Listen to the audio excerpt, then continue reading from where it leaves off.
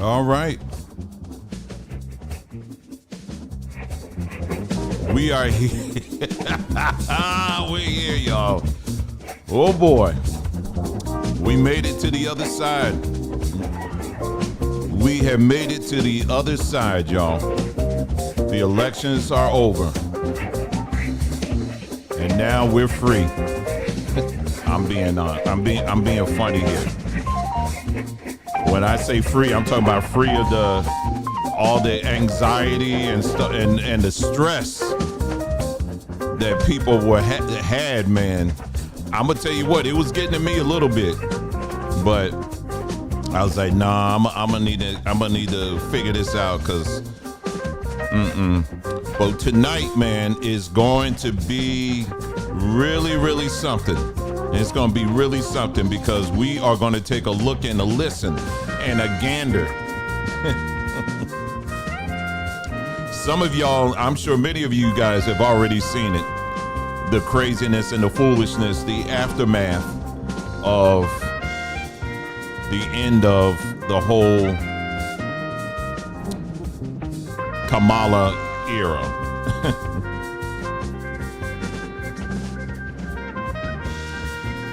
And if you think I'm expressing joy because I just love Trump, then you already done messed up, because that's not it at all. And we're going to get into it. We're going to talk about that this evening as to why Black Americans should be excited about the time that we're in. But you also need to be prepared to roll up your sleeves, because it's time to get to some serious work. And it's going to be some hard work that we're going to have to get into. And that's what we're going to talk about tonight. So we can have a little bit fun, a little bit whatever, but the second half of this, we're going to get into a preview of some of the hard work we're going to have to get into, because this is certainly a milestone. Make no mistake about it. But this is going to be a time where we're going to have to get into some hard truths about some things for real. And I'm ready. I don't know about you, but I feel like I was made for this moment. And so I'm excited. You hear even the crowd, they're going off. But yeah, that's what so that's what we're going to be getting into this evening. We're just giving people a little bit of time to get on. I originally had this broadcast scheduled to go at 6, and then we had something go on here, and I had to push it to. Then I said, well, I'm gonna push it to 7, and it ended up happening was that what we were doing actually ended a little bit earlier, so I was able to jump in here at 6:30. So that's I think it was like 6:32. I went live here, but yeah. So wow, wasn't that something?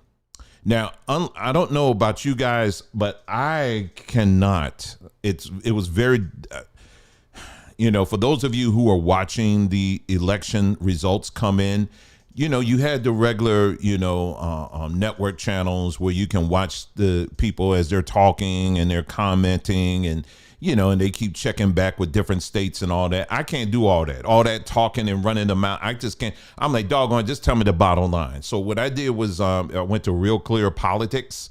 If you go to realclearpolitics.com, Google also had it too. There was some other sites as well. And they actually had the map. And then you saw all the numbers as it was coming in. And as the numbers were coming in, then you saw what was happening kind of sort of in real time. There was some delay there, but we was able to see as it was coming in, and that just cut out all the other. I think it looks like it's getting ready to turn green or it's going to turn red, and all and this is why. Let's break down the why people all of this stuff. And so I was like, man, I can't take all of that, man. Just give me the bottom line. You know what I'm saying? And so that was it was very easy to follow. And I was doing other things too. But what I did know last night and watching, and welcome, by the way, to everybody that has tuned in. Really appreciate you guys being here. I don't take that lightly, because there's a lot of people out here right now running their mouth about the elections. And here I am, another one. And so for you to stop by for a few minutes or to sit by and watch the whole broadcast this evening, I really do appreciate that, and I want to say thank you. And for all of those in the chat, thank you as well. We really appreciate you being here. And so yeah, like I was saying, tonight we're just gonna kind of take a jog through the halls of craziness, but it's all gonna, we're gonna get to some work on the second half of this broadcast. And so anyway, getting back to what I was saying was just basically I knew what I did was, I'll tell you what I did. I wanted to find out what pollsters were the most accurate in the last 3 presidential election cycles. So I actually went to ChatGPT and asked, and then they gave me 3. They say Rasmussen was 1. Second was Emerson College. And then the third one was TIPP. That was the other one. And then there was another one that popped up later on. But those 3, those are the ones that I followed.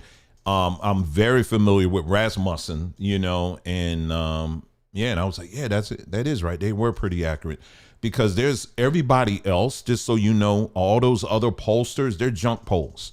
And if for those of you who are following this, like you saw, case in point, the Iowa poll that came out like literally the day before the elections that said that she was going to win Iowa by like, I forgot how many points.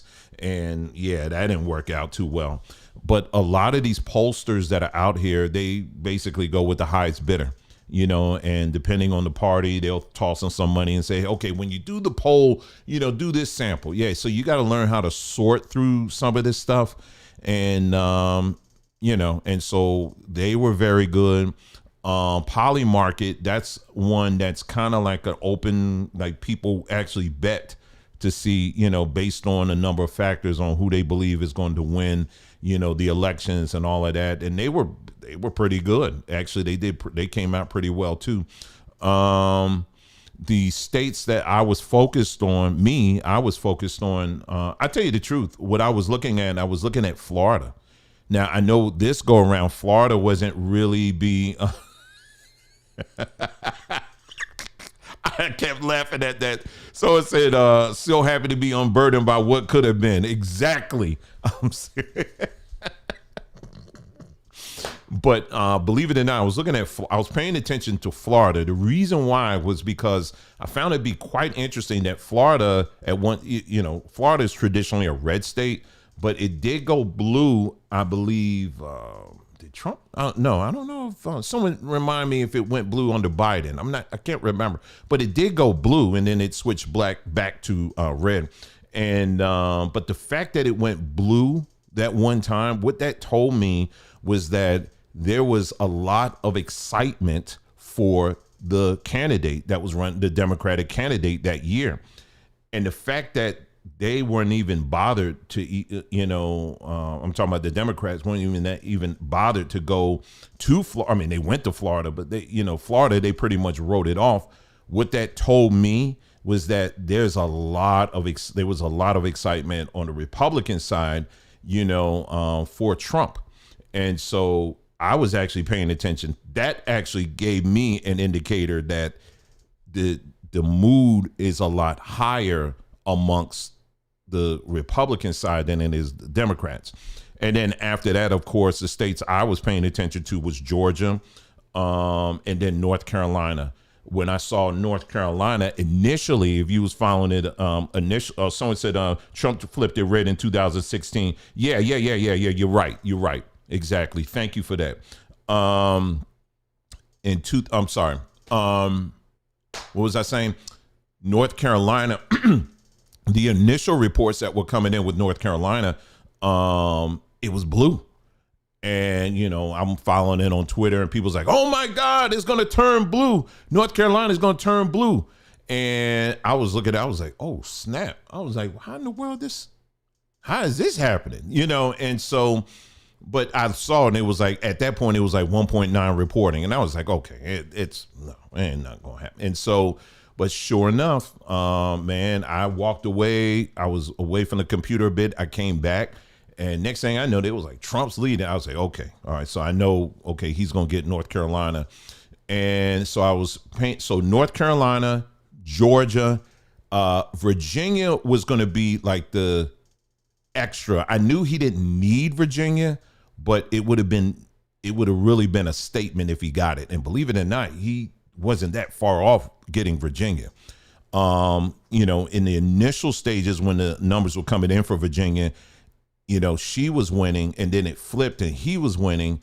And then I still wasn't that confident with that, because usually the northern districts, they usually report in last. And the northern districts of Virginia, that's, they're all blue. So I knew, I was like, okay, yeah, she gonna close that up. And sure enough, she was right. But overall, amongst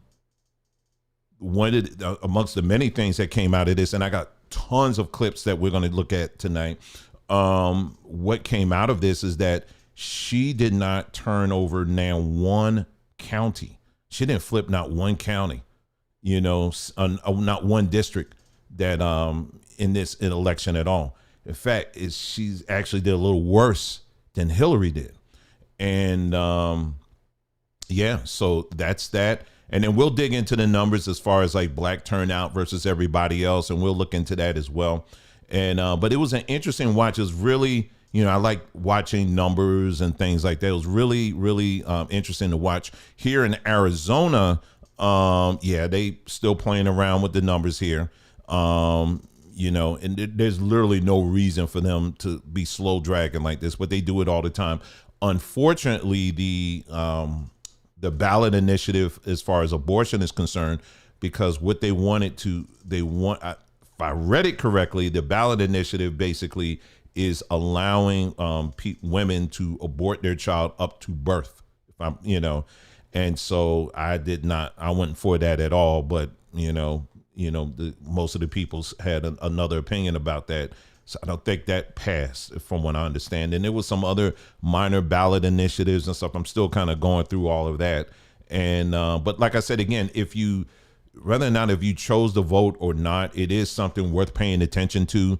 I will say this too about my religious folks that are out there. I saw a lot of people posting stuff up there. Well, it ain't the this is a meme that I kept seeing coming up over and over again. It's not the donkey, it's not the elephant, but it's the lamb. Hallelujah. I was like, please stop. Please stop. Nobody's voting for a lamb. Just stop. Okay. Just stop. I'm voting for Jesus. Okay. You vote for Jesus. Okay, you put them on. You can write them in. You can write in. That's what I did, a write in. But again, I see that as many ways it's like religious scapegoating. And the reason why I say that, again, I want you to follow what I'm saying here. If you want to vote, then you do that. If you don't want to vote, then don't do it. But don't try to use religion one way or the other to try to guilt people either into voting or to mandate people not to vote. Okay, so that's completely off the table as far as I'm concerned, because it's manipulation.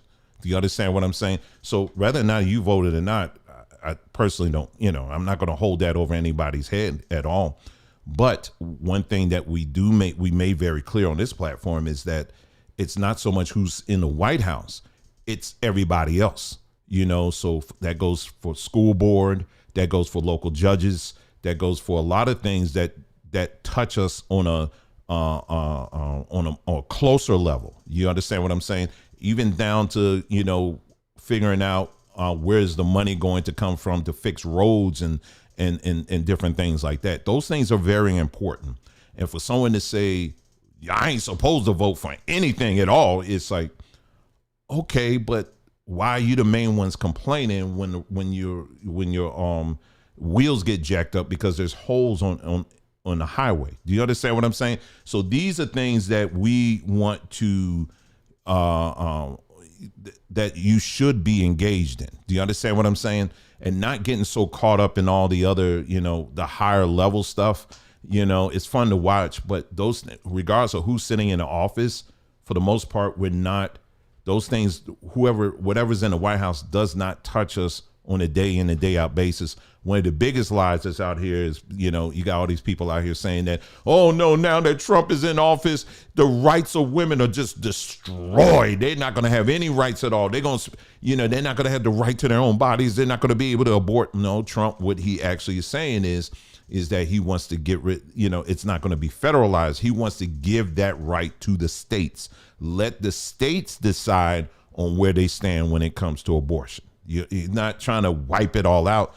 If it was up to me, I would, but it ain't up to me. It's up to the people, and let the people decide on that. And I'm not going to bash people on that. That's your choice. That's your, you want to do that, but you got opinion, I got opinion. You know what I'm saying? But yeah, that whole abortion thing, that's what it is. And when they, and so it's really interesting to watch how people word it. That the rights of women are going to just be snatched away. Nobody is even talking about that at all. I mean, on the real, the amount of emotion that I'm seeing people just pour out all over social media. And it's not just the women, it's also the men too. I'm seeing a lot of these men out here, simpish kind of men out here that just, I tried, I'm a girl's dad and I'm out here to try to, I'm trying to protect my daughters and all of this. Protect them from what? You're dad, okay? And regardless of who's in the office, I'm still going to protect my family. You understand what I'm saying? That ain't changing. So I'm not letting them down, my family down, because I'm here protecting my family. You understand what I'm saying? So just the amount of just gross emotion that's been poured out is just, it's crazy. You know what I'm saying? And so, and it's just quite interesting to watch. So anyway, so that was just my initial stuff that I saw that was really just wow, just to see how it unfolded and all of that. Another thing I noticed too, of course, after it was pretty much, a done deal that she was not going to win, it was also very interesting to watch how she, she disappeared. You had all of these people at Howard University waiting to hear from her, to hear something from her. And she didn't even show up. They sent somebody else out there to say, well, she ain't going to show up, and she's going to give her speech tomorrow or whatever. And I was like, dang, that's kind of messed up. But, that's what happened. And so it just, all of that was just very telling to me at the end. But I will tell you this, there was one coverage that I came across that I thought they did an excellent job in their coverage. I want you to take a look at this. It's about a little over 2 minutes long. Take a look at how they covered this whole situation. Let's watch. We're seeing some really interesting trends in a lot of key battleground states. Let's start with Pennsylvania with its coveted 19 electoral votes. And I want to focus for a moment on Erie County up here. This is a crucial swing county. It goes Trump in 2016, narrowly back to Biden in 2020. Now I want to go in even further than that. This right here, this is Mill Creek Township, District 2. Polls are showing momentum toward Harris in areas like this. But to really understand what's going on, let's go even closer, zoom in a little bit more, right here, right here. This is 114 Hilltop Lane. Now I want to take us inside the bedroom here. Bear with me. There we go. So this is Nick Camden, 37-year-old registered independent. He goes Hillary in 2016, Trump in 2020. Which way is he going to go in 2024? Really hard to say at this point. It's pretty early, but we know it's going to be close. And Jason, what are you seeing inside this person that might indicate movement one way or another? So this is just a very ordinary Rust Belt body, small town values, predominantly white. It's got the lungs, it's got the vascular system, the heart, but I actually want to show you what's in here. This is the neocortex and the amygdala. These are areas of the brain responsible for regulating emotion and memory. So let's play out a couple of scenarios here. If, for example, this man remembers his grandmother and the time she took him to an Al Gore rally in 1999, feels good about that, that's a win for the Democrats. On the other hand, take a look at this. This is the area of the brain that's associated with social interaction and groups, and we've seen it light up when Nick goes out for beers with his Trump-supporting coworkers. So we're looking at really a thin margin here. I want to show you something, actually. Let's come back out. Let's go past the rib cage, past the lungs. Past the heart, past the tumor, healthcare going to be a really big issue in this election, obviously. Past the DNA to what we're calling the source, the origin of life, existence itself, where all of humanity's answers can be found. And can we zoom in further than that? No, Why not? because I'm scared. But what we can do is we can actually zoom out here, out of the DNA, out of Nick Camden, out of Erie, Pennsylvania, out of the solar system to the edges of our cosmos, where we see ultimately how meaningless this whole race really is and how insignificant all of our tiny little lives really are. That is a big map. Thank you, Jason. Coming up next, the Trump. I thought they did an excellent job with that one. Oh my goodness, yes, but that's that pretty much. They love all those graphics. I kind of like them too. You know what I mean? But they zoom it in on the man, and then they got to zoom in inside of his soul and all of that stuff. But this is this is where we are, you know. But yeah, it was just funny, you know. It's good to have a little fun and all of that. I was speaking of my mom. She was like, "Just tell me, you know, who won at the end." You know, I'm not. You know, I don't even want to watch it. I said, that's good. Then you protect your peace. Like I always say, protect your peace. Anyway, now I do have to correct myself here, because earlier I told you that she didn't show up at the watch party at Howard University. But I just found a clip that she was actually there. So my apologies. Let's take a look here. This is, we'll get to that in a moment here. This is her right here. Oh my goodness. Hold on. Let me play this. I didn't know. Hold on. I'm turning the volume down here. She was there. Oh, hold up. Oh, my bad. I'm sorry.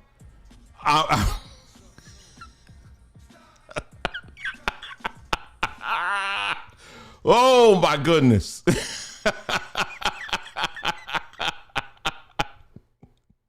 Well, she was almost there. At least one of her supporters were there. And I'm gonna tell you right now, I have seen a ton. Oh, the sassy crew has been out in full force, man. They have been out in full force to let us know, how dare you vote for this person. And they have been joining with the other folks as well. I'm trying to find this clip here. We're going to just go right along with it here. Let me see. Where is it? It's right here. Let's see. Let me go to my profile. I'll do that. Maybe that's be a quicker way I can do this. Hold on. Here it is. Here's the clip I'm looking for. All right, here it is. All right. So this is Sunny Holston. So, you know, she's of The View, and she's a mixed race. And, you know, you already knew that The View was going to show up and show out. We already knew that was going to happen. And, you know, and The View being The View, they showed up and they all had black on except Whoopi, you know. And so they, you know, and so they, you know, so they showed up, and then they all said their say. I cannot watch that show. I can only watch clips, but I cannot bring myself to watch that show. I don't know who actually sits down and watches them and listens to them. I don't. I'm not one of them. And so, but Sunny said something that really brought it home with this whole thing. And, you know, if you saw the video that I posted earlier today, we talked about how this, for me at least, this election, the outcome of it actually represents at least there's a not just a major crack, but I think it's broken the boule. Everything that the boule has been working up towards, I think this is the one thing that has really broke them. And the boule, when you go back in history, and I'm not going to go too much into history here, but if you look at the boule Phi Beta Sigma, when they first started out in the early 1900s, and you look at the picture of them. Do I have that on my computer? if you take a look at the let's see, desktop. Here it is right here. I just so happen to have it here. Let me drop it here. This is them right here. I'm sure you can see that. So most of them, they're all kind of light skinned. I know it's, black and white, but you can kind of tell pretty much all of them. Did I say Phi Beta Sigma? Sorry about that. Sigma Pi Phi. Sorry about that. This is the beginning of the Boule. And if you take a look at them, just about all of them, pretty much got, light skin. Okay. And just as a form of correction here, don't ever say fair skin. Okay. I know for some of us, we say fair skin. It's light skin. Reason why there's a difference between the two, because fair means good. If you got light skin or dark skin, you got good skin. Okay. So, that's just one of those word programming things they've done, to us, but no, light skin. All right. But anyway, so Sigma Pi Phi, better known as the Boule, they from the foundation have always been about colorism. Because off of the Boule, then you had all the fraternities and sororities. They're the ones that had the brown paper bag test in order for you to get into these fraternities and sororities and stuff like that. And then over time, they got away from that, but they set the standard. Okay. Colorism was something that was already in play, even during slavery, post-slavery and all of that. And it was something that the enslavers or the oppressors, they incorporated that. But it was this class of black folks that saw some value in it and wanted to carry it on. Okay. And so this is what the Boule did. And so fast forward to Ebony Magazine, the Johnson family. I've talked about that. I've even done videos on them, and the Johnson, for many of you that are my age or older, you remember how Ebony Jet Magazine was all about highlighting people with light skin. Even down, if you was looking at the Jet magazines in the centerfold, most of the models were all light.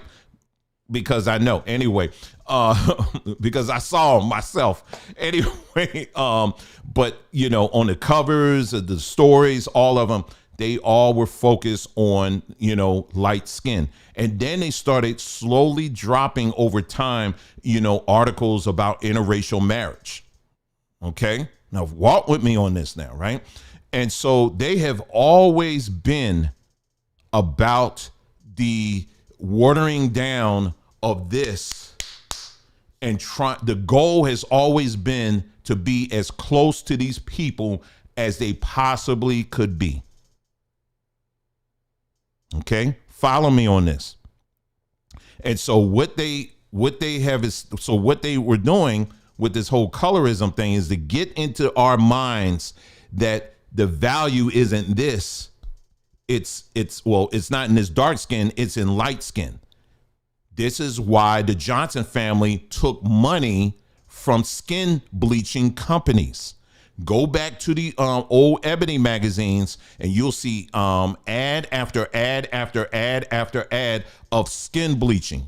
So not only did they highlight it, they were also trying to sell it to you and to try to tell you that you had little value in this dark skin. Okay? So they've invested in that. This is the foundation they laid.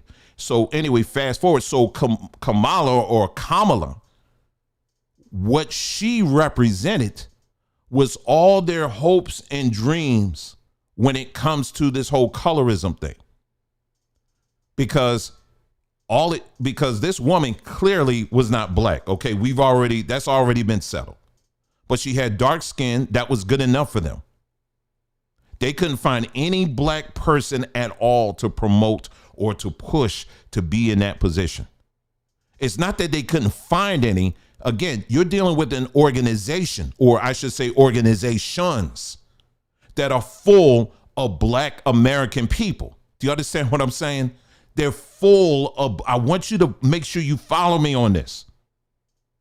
These organizations are full of black American people. And what they determined was that the best of the black organizations, they're not even black at all. In fact, this woman is Indian. She got some Sephardic Jew in her and some other stuff, but she ain't black. So corporately, I'm taking my time with this. The ultimate representative of these fraternities, sororities, and the boule was someone that's not even black, but just claimed to be black. And how did she get the claim to be black? Oh, she went to an HBCU. Oh, she pledged AKA. Oh, she went to a civil rights march in a stroller.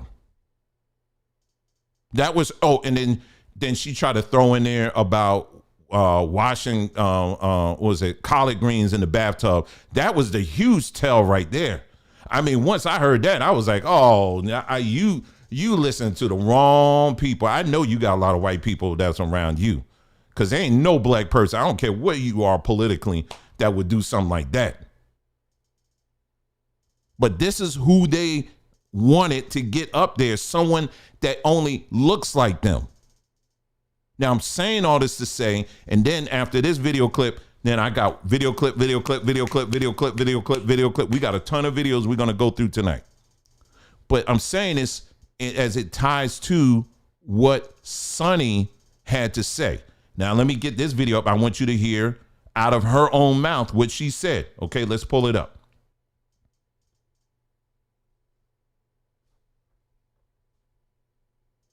I'm surprised at the result, but I'm not surprised. As a woman of color, I was so hopeful that a mixed race woman married to a Jewish guy could be elected president of this country. Mm-hmm. And I think that it had nothing to do with policy. I think this was a referendum of cultural resentment. Now, let me go back. I'll play it again, but she's an AKA, just so you know. Okay, so let me play it again. I'm surprised at the result, but I'm not surprised. As a woman of color, I was so hopeful that a mixed race woman married to a Jewish guy could be elected president of. So she's a woman of color now. She ain't black because she's like part Latino herself. So she said, I'm surprised as a woman of color that a mixed race person who's married to a Jewish guy, not a black guy, a Jewish guy, didn't get elected. So everything she mentioned, she thought these were these qualities, these characteristics. This is the selling point. If we are going to make it as people, as black folks, this is what needs to be presented. That's what she's saying. And that's what she's saying as an AKA. So this is what these people are about completely. They don't care about black folks at all. They really don't. They only care about their little small little group, and that's it. Like I said, again, you got some people with dark skin in there too, but it's not even, so now it's really not so much about skin tone. It's really about how far you can distance yourself from being black, but still retaining just enough to say that we got someone of color there. That's really what it comes down to. So anyway, like I told you earlier, I have a ton of videos and we're just going to go through it. It's not going to be in any particular order tonight. I was sitting here trying to figure out how I was going to do it, but I said, there's no way in the world I could put this in any kind of order because there's just so many of them. And we'll just kind of go off on that. And like I said, the second half of this broadcast will go in and we're going to get into some business on the things we should be focused on. Okay. So I'm scrolling down here and I'm trying to get to the, what's the first video I can touch on here? Hold on for a second. That will help us. They'll set things off for us this evening. Let's see. Do I even want to hear Al Sharpton? I really do not want to hear Al Sharpton tonight, but we may have to hear him. But anyway, let's see. Man, I got a lot of videos. Hold on. I'm still going here. Okay, hold on. Almost there. Okay, I think I reached all the way to the end. Okay, now we can begin here. We'll just do it in order here. Okay, so let's just start with this one here. This is Joy Reid. And I want you to pay attention to her. Joy Reid is a Delta. And let's hear what the Delta had to say here. Okay, let's take a listen to what she had to say on this. This was like earlier. This was at the beginning of the whole, counting last night. Take a listen. And we begin our final sprint, having arrived at that point in the election season where basically we on this side of the TV screen have said all we can. We've laid out the stakes in this crucial election, where one side stands for freedom while the other meets the textbook definition of fascism. There's no bias there at all. Okay. A far-right dictatorial regime like Hitler's Germany or Franco's Spain or Mussolini's Italy, but also white-ruled South Africa before Mandela and the black majority took control, or Vladimir Putin's Russia, Viktor Orban's Hungary, or Nicolas Maduro in Venezuela today. It suppresses the rights of women and minorities, uses the military to execute the whims of a strongman dictator, and controls and suppresses the press, education, the arts, rewrites history to suit a favored and dominant racial class, and foments extravagant corruption in order to enrich the dictator and his friends. We've warned you about Donald Trump's profound unfitness for office. Number one, your hairline keeps going back every time I see you. So I just anyway. There's no bias here. Okay, number one, I thought the media was there to be an unbiased operation, basically, that's going to hold the powers that be or shouldn't be accountable. That's what I thought. But this is clearly not that at all. I mean, clearly this is not. So when I heard this, I was sitting up here like, okay, so you're admitting that you're an extension of the Harris campaign. That you're literally admitting that right now. Literally. I mean, isn't there some laws in place that, you can't do that? I mean, is there some kind of boundary? Apparently there isn't. But she's coming right out and just, hey, and they got MSNBC had the nerve. They got a whole wall of every dictator. ChatGPT, give me a list of all the dictators that are out there. We're gonna put all the. I'm surprised she didn't have Joker up there or Thanos. Had the whole Legion of Doom up there.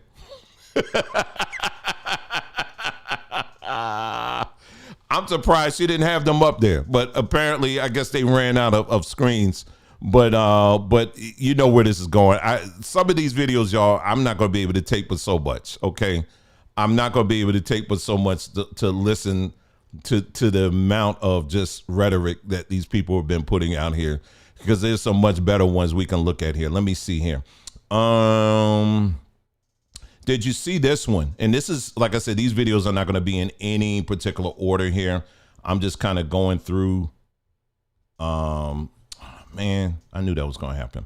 I'm just going through, videos just randomly here. We are going to look at the numbers too, a breakdown of the numbers, like black voters, white voters and all of that. We're going to look at that too as we go on here.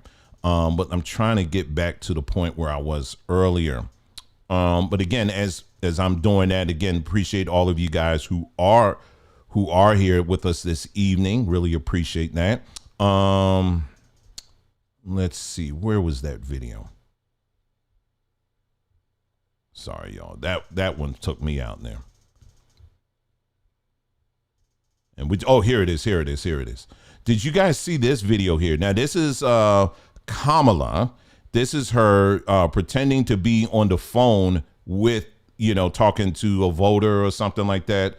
And I want you to take a look at the phone. I don't know if you guys saw this one or not. Here we go. Take a close look. I'm not. How you doing? Have you voted already? The volume is low. Thank you. Oh.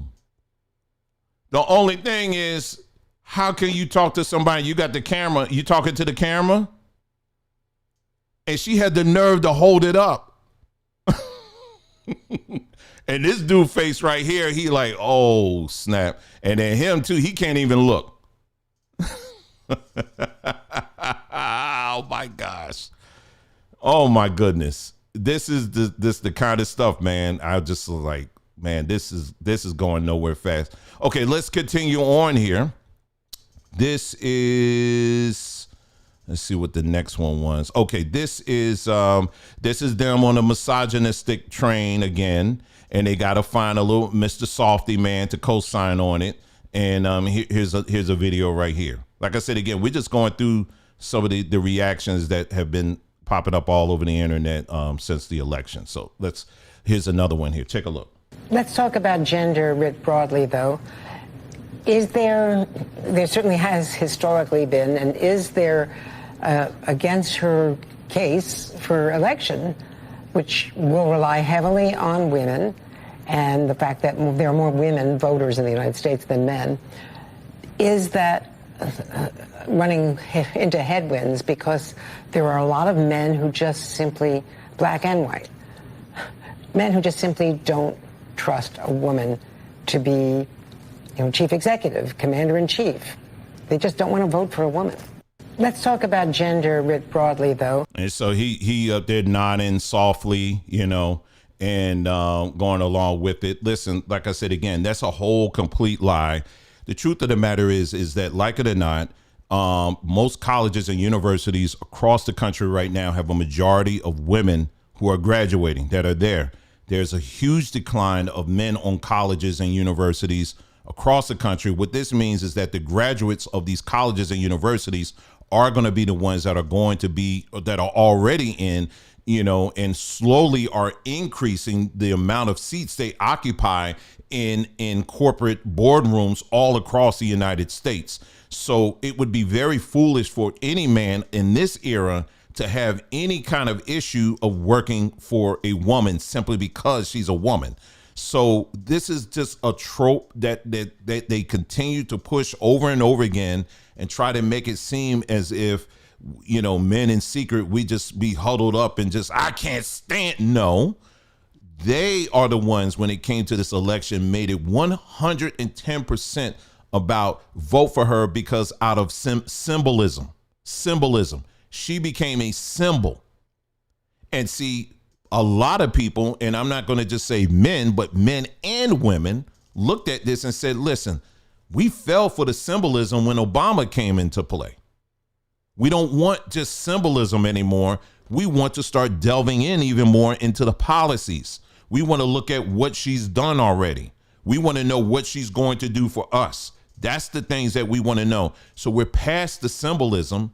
Now we want to look at the substance. And anybody, either man or woman, that even raised that as a question or an issue, all of a sudden now you're misogynist. All of a sudden now you got issues. You just don't want to see a woman in charge or anything like that.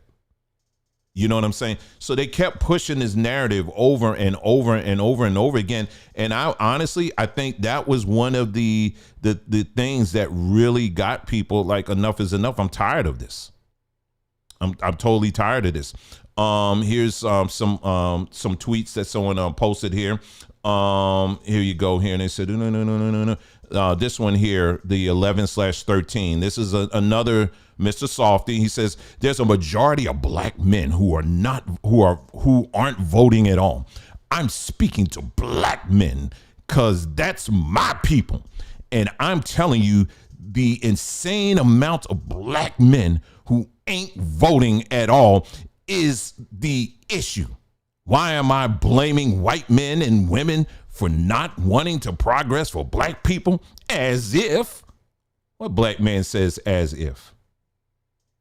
What straight black man ends his sentence as if? You too big, bro, to be talking like a valley girl. You way too big for that. All right, here's this other guy. The election has taught me that there is a true intellect deficiency amongst our heterosexual black men. It's a sad reality. See, sisters, I'm telling you, you may think, oh, man, he's still talking about them beating up on black men. This is what we dealing with. We getting in on all sides. All right, let me move on here. Let me see what this is. This is Joy Reid again. Every clip I see, the headline keep going back further and further and further. This cut in on off, sis. It's okay. It's okay. This Joy Reid right here, accusing Florida of being an extreme right-wing fascist state. It's a pure Project 2025 in miniature in Florida, and that kind of extreme, sort of extremist right-wing fascist type government in Florida, does that make it a more attractive place? So Florida is extreme right-wing fascist until they vote blue. Okay, we got it. These people and stuff. I can't do any more Joy Reid right now. I got to mix it up. Okay. Now this video here, they're talking about, this is from Fox News. They're doing a breakdown of black voters in Georgia. All right. And let's take a look at this one here. First up, timing of your vote. We know so many went out for early voting. Let's see how those votes are breaking down in Georgia. Those who cast their vote early, look at this. They did not prefer a candidate if they early voted. It is split 49 for Harris, 49 for Trump. All right, let's look at some of these other key data points. We know race was huge. The black vote was huge for Biden when he won by just a bit in Georgia there in 2020. So let's look at how they are turning out in this election. All right, this is the first time we can break this down among black voters and their support for Kamala Harris. While strong, she is below where Biden was in 2020, 4 years ago. This number for Biden was more like 91. So she's running about 8 points behind where Biden was with the black vote in Georgia in 2020. All right, I have another data point where I'm going to combine this with gender, okay? So now you look at the black male voter in Georgia. We know both candidates have spent a lot of time courting them there. Democrats have been trying to convince them that they could be better for the economy. Trump has been trying to woo those voters. Remember, inflation's more than 20% in that state. With black men, Harris is at 73%, Trump at 25%. Let me give you perspective and context on that. Joe Biden in 2020 had this number at about 87%. Okay? So right now, she's running about 13 points with black men behind where Joe Biden was in 2020. All right, another data point there, Brett, because I know you asked. Black women as well in Georgia. We have been watching this. Here it is. Strong showing, 89%. But let me give you the perspective on that. Joe Biden with black women in Georgia 4 years ago was at 95%. I'm sorry. I skipped that. So, yeah. So you see, So even in Georgia, you know, she was underperforming amongst black voters. And that was just across the board. But she, you know, as we predicted, she was going to do, you know, she was going to be very strong with black voters. But how strong, that was really the question. And that's what we're seeing there. Let me see here. Do I even want to watch this again? I watched twice was enough for me, but I'll do it for you. This is Van Jones, Mr. Crimea Rivers, Van Jones. I told y'all, and I think I did a video, a clip, a segment on Van Jones. I did. I think it was a segment. I told you that Van Jones, he was given $100 million by the guy, the founder of Amazon. He was given $100 million for his journalism and his humanitarianism, or something to that effect. And I thought it was so odd to give that amount of money to Van Jones, who, I mean, he's not really known for his journalism like that. You know what I mean? He has a reputation of just crying, but he got a check for $100 million. Okay. And I noticed he always plays a specific role. And I think that's part of it, because there's a part of my mind that still tells me that I think once they go to commercial break, he's like giggling and all this other stuff about this, because it just seems so forced. Just bear with me. We got to watch it. I hear what you're saying, and I do see it differently because I'm thinking about the people who are not a part of anybody's elite who are hurting tonight. There are African-American women who know a little bit about being talked down to and know a little bit about having their economic dreams crushed, who tried to dream a big dream over the past couple of months. And tonight they're trading in a lot of hope for a lot of hurt. And they were hoping that maybe this time, one of their own could be seen as worthy. And once again, they were facing rejection. And that hurts. They thought tomorrow morning they're going to walk out with their shoulders back a little bit, maybe able to breathe for the first time and feel like they belong someplace. Oh my God. They did everything that they knew how to do. And it's going to be harder than it should be tomorrow for them to hold their heads up. And they're not the only people who are hurting tonight.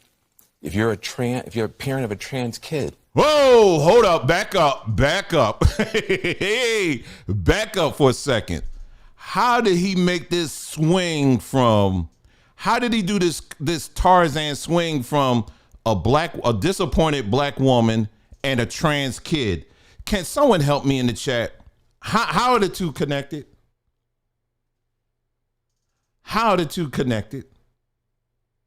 How did he make this huge Tarzan swing from a disappointed black woman to a trans kid? He said another thing. I think about the trans kids out there.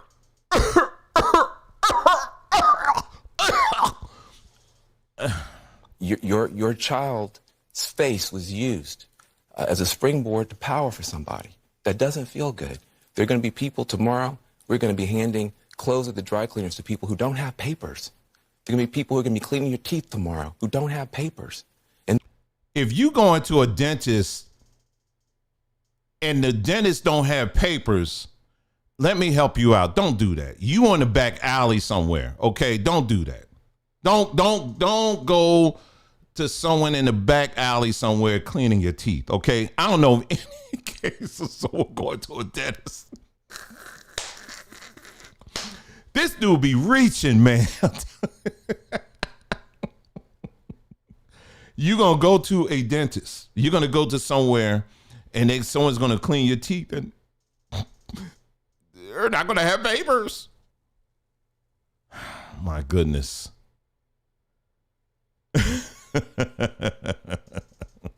Anyway, I could not. I can't take him. Anyway, let's move on. Him crying because we knew that was going to happen. All right.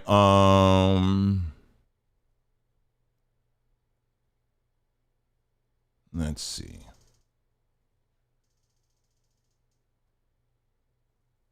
All right, I'm just scrolling through. There's quite a few of these I can pass. Let me see one of the American people haven't gotten up on. Okay. What is the one thing I wanted to say on that too? Again, you are comparing, because I want to reiterate this. You are comparing black women to trans kids. See, this is what I'm trying to tell you, and you're going to hear me saying this over and over and over and over and over again. There has to be a war against straight black men. There has to be. Because if they take us out, then pretty much they can just, the community is, what we know is the community is gone. And I'm going to be bold enough to say that as straight black men that have good character, because I always add that part too. You can be straight all day and you spreading seed all over the place. That's not good character. But a straight black man that has good character is the number one enemy to this system right now. I want to be very clear with that. And so it's straight black men. This is what they are coming after. This is why they want to label us with all of this different stuff. And straight black men would called out that foolishness. My wife has no connection, no comparison to someone who unfortunately was talked into getting their breast cut off and having their stuff reassigned and all of that. She is in no comparison to a rusty, dusty, hairy man who wants to wear a tutu and a little bra and call himself a woman. There is no comparison between that and my beautiful wife. And what this chucklehead just did is just did that. He wants you to dumb yourself down to such a level to where we are comparing our beautiful women to a rusty, dusty man that wants to wear a little dress and call himself a woman. You are a freaking idiot if you think somehow that we out here are going along with that. We're not. You may be going with that, but we're not. You understand what I'm saying? And that is the standard that we have to bring and we have to restore. And what I'm saying is, this is the time now for us to do that. When you have these people out here that are just, well, you know, my daughter, she's just going to have to adjust. You know, she plays soccer, and I know that on the other team, it's a girl team, but they got some guys on there. She's just going to have to adjust. No, sir. No, sir. Now, my daughter's grown. She's done past that. But I'm going to tell you right now, if that was the case and she was younger and I saw some dudes on there, I said, well, she ain't playing. No, that ain't happening. That ain't happening. But, you know, come on, you got to understand the world is changing. Well, let it change, but we ain't changing on that. Stories all abound of young girls who are getting injured because they're expected to go toe to toe with a full grown man. And we supposed to sit back and think that's normal? Are you kidding me? And the last thing I'll say about Mr. Soft Touch here, Van Jones, the last thing I would say about him is this. This man is sitting up here trying to conjure up fake tears about black women. Dude, your wife was white. So if you have all of this, oh, the women, the black women out there, why didn't you marry one? And I think they divorced at last I checked, maybe not. We can't talk like this anymore. It's just, no, we can't talk like, we're not supposed to say this kind of stuff anymore. Anyway, let's move on here. I don't want to go to that one. Okay, so as a favor, because I know y'all been begging me to play this, I'll be funny. This is your boy, Al Sharpton. Let's hear what Al Sharpton has to say. Al, what do you have to say? Many of us are responding, reacting to the election last night and are grossly disappointed even as they count the last ballots. In several states, it is clear where the American people... I'm sorry, done. Sorry, done. You know, when you see people it take them a long time to sit down and he talking slow, I ain't got time. Sorry. Sorry. Let me keep on moving. I can't take it. Because he has nothing of worth. And that's why he's shriveling away, because any worth he had is just shriveling up. Anyway, let's see here. Let's go on here.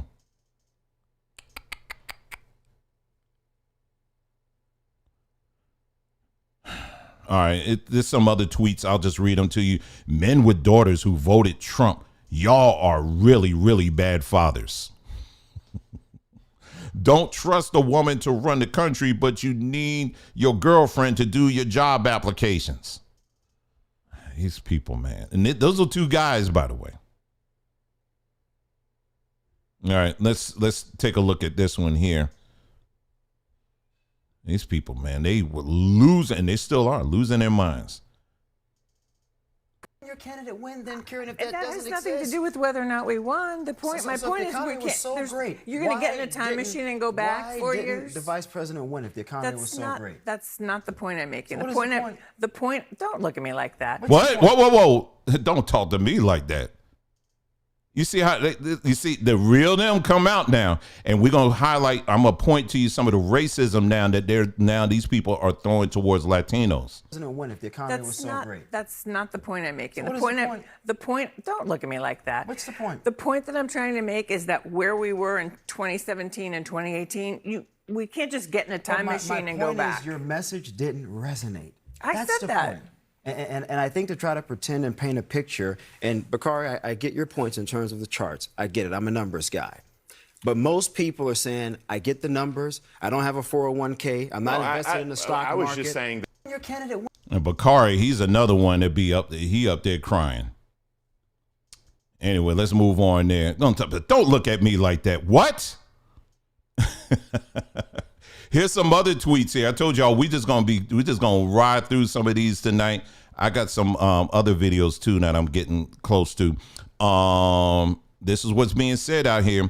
Women need to stop dating and having sex with men immediately. And I'm not even joking or being dramatic in the slightest.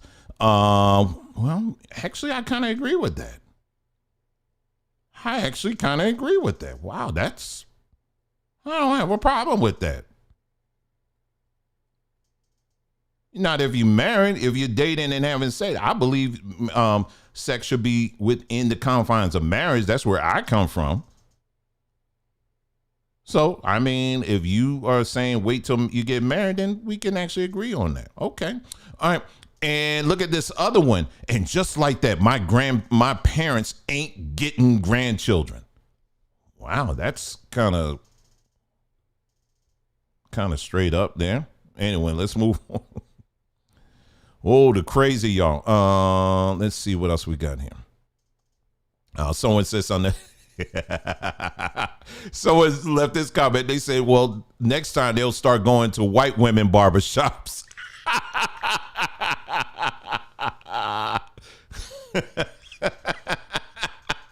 I mean, this whole barbershop thing, man, they I kept rolling my eyes at it.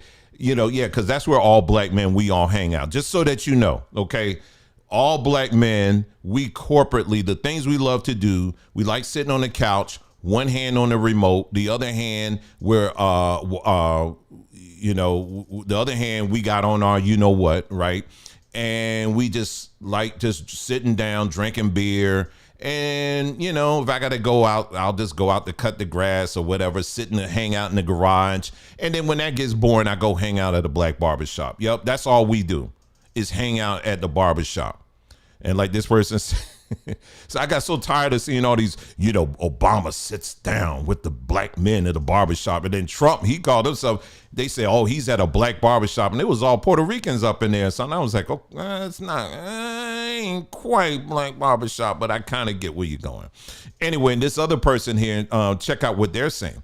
I hope the male loneliness epidemic eats you magna scum alive. I hope you feel a hole in your soul and feel unloved until your dying day. I hope you rot in your deathbed, wondering why women looked at you like you had rabies your whole life and your eyes closed for the last time. Wow, she put a lot of effort in that one. There's a lot of, I could tell the kind of book she likes reading. That's a little bit too much thought in that one. Yeah, someone need to call the popo around there and check up on them. Anyway, let's see here. Now we're getting into the crazy. Now we're getting into the meltdowns of the people. And the meltdowns are aplenty. So let's take a look at some of these. Oh, let's go. All right, let's go. Here's one meltdown number one. White dudes for Harris. I can't believe Trump's actually going to win this fucking thing. Whoa. Oh, Jesus Christ. I'm so pissed off. Fuck. God damn it. Bruh, how about you lose some weight? How about you start with that? You can win. You can win this. But you're going to have to go to the gym first. You got more breast meat than just, yeah. Let's get rid of the breast meat first. Let's start with that. All right, let's do that. Anyway, let's move on. All right, and here is Juan Williams in the house. I'm surprised dude is still around. Anyway, Juan Williams, he had some words of wisdom to say. So let's take a look at Juan Williams. The size of this mandate, as you call it. I think that there is even recriminations now among Democrats as to Biden and whether Biden should have dropped out earlier or Biden should have stayed. Would a white male have done better? Obviously, Trump has defeated 2 women and now a black woman. So there's all of these questions. But to my mind, it seems to me incredible that a guy who led a insurrection against the United States government is potentially now, like a phoenix going back into the Oval Office. It's unbelievable. What? Well, you have to consider the fact, Juan, that a lot of people didn't think that was an insurrection. They thought it was a riot, but not an insurrection. And had they thought it was really an insurrection, I don't think he could have won. Well, I don't know. The exaggerations about that day. Well, I'm not exaggerating. About the alleged threat to democracy is a piece of what happened tonight is. Well, I don't think so. I think, again, I'm giving you my perspective. And I'm giving you mine. Right. So I listen to you as my friend. But I'm going to tell you what I saw was not only a riot. I can't take him. He's another one I can't take.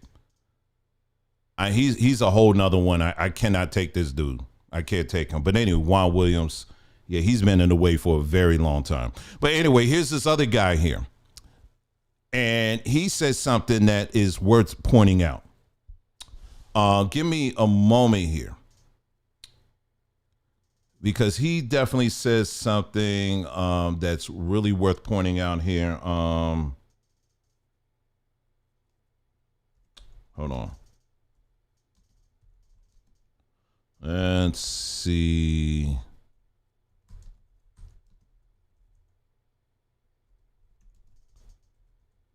Trying to find this book here. What was that? Oh, there it is. There it is. Okay. He says something that I want to point out. Okay. So he says, I really thought white women would come through. LOL. Oh, they did for Trump. Okay. So this is another thing that I noticed too, is that this movement that we're seeing, that we've seen and we're seeing now, is that this deception that unfortunately a lot of black women who fell for this, they didn't quite get the memo. They didn't quite understand that you're trying to be, okay, this whole movement that was behind Kamala and trying to get her, it was fueled by feminism. Well, as we've talked about many times before, feminism basically is something that it was something that's been around for a while, but the CIA, they came in and they had their agents come in and infiltrated the black community. The black community was not even considering or even thinking about feminism or anything like that. In fact, when they tried to infiltrate the black community with feminism, black women rejected it. But later on, there's a whole story behind that, but long story short, that's what it is. And so a lot of this, what you're hearing, this energy that we're seeing behind Kamala, it's feminism, right? And so you have, unfortunately, a lot of black women who feel as if that they are buddy, or they have friends amongst white women, that you white women, we're two peas in a pod. You're black, I'm white. Hey, it doesn't matter. We're all one and all this other stuff. But the white women showed again. They said at the end of the day, okay, you do that.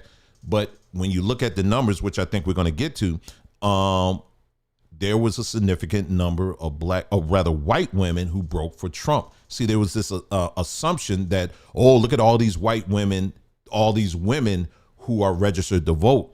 Oh, it's a wrap. So they're going to win. See, what these liberals, the way they think that just because you're a woman, you're automatically going to vote a certain way. Just like, just because you're black, you're going to vote a certain way, or you're a Latino, you're going to vote a certain way. No, women are just as diverse as men. You know what I'm saying? And they're not a woman is not going to vote for another woman simply because she's a woman. You understand what I'm saying? But that's how this system is designed, and they want other women to think that way, just the same way they want black people to think a certain way. And so, but black women unfortunately bought into the lie and thought that they were forming together this whole Voltron team between black or with white women. But the white women at the end of the day was like, nah, we're voting for our own interest. Do you understand what I'm saying? And so it was white women and also Latinos, when you look at the numbers, that really made the difference in this election for Trump. Meanwhile, black women, that's why you see them out here crying and losing their minds, because they act like they lost their best friend. Well, they did. They thought they did. That's the deception. And because white women weren't all clicked in as they thought they were. You understand what I'm saying? And so when I see stuff, and then the thing that's really disappointing to me about this is the fact that as black people, we have history that should have slapped these people in the face to tell them you never think that way. How many times have particularly as black people, we've quoted this book, They Were Her Property. I mean, all you got to do is read that book and they will tell you exactly how these people think. Why do you think you can somehow formulate some kind of coalition with these people when it comes to your personal interest? Do you understand what I'm saying? History, we got history books that point this stuff out to us all the time, but still people feel like they can kind of align with these folks like this. It's really something, and they still think this way. Anyway, let's move on. I showed you the clip to Roland Martin here. I will highlight this here. There were 2 black women that were appointed to the Senate. Yes, it is history making for sure. This woman here, she's one of them right here, and already the receipts are coming out. Angela also Brooks. That's a really interesting last name. AIPAC. So she's already bought and paid for by Israel. Okay, already bought and paid for by Israel. So what does that tell you? Who is she? What is her priority when she's in that Senate? Israel. Meanwhile, black people, again, we're falling back. We like the symbolism. We like the fact, oh, we got a black woman in there. Oh, hallelujah. It's symbolism. It's her. And then there's another black woman I have somewhere around here. She was in the Congress, but then she got upgraded to the Senate. Now, this woman here, Angela, she is a Delta. And this other black woman I'm referring to, she's a AKA. And so it's quite interesting how this always plays out, that it's that talented 10th that always gets these positions. Let's see here. Let's move on. Oh, yeah, this is them right here. Her name was Lisa Blunt Rochester. This is her right here. And she comes out of Delaware. Okay, so that was that. All right, let's move on. Juan Williams, we already talked about him.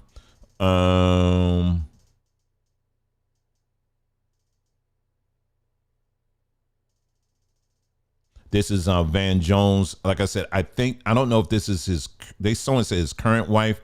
I heard he got divorced, but this man got all this compassion for black women, but you can't marry one. But anyway, go sit all the way down. All right. This one was very concerning to me. This is an older white man. I want you to listen to him because it just gives us an idea of just how off center a lot of people are in the head over this stuff. And I even wrote him a note. I was like, dude, it's, don't do anything crazy. I want you to listen to him. I said that I would be leaving Twitter within the next 24 hours, but I'm leaving.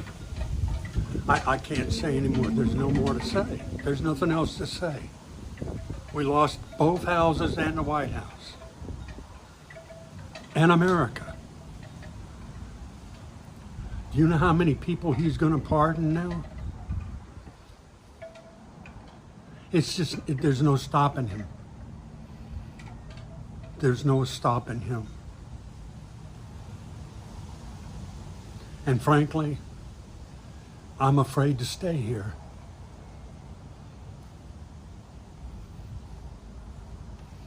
I'm almost 80 years old.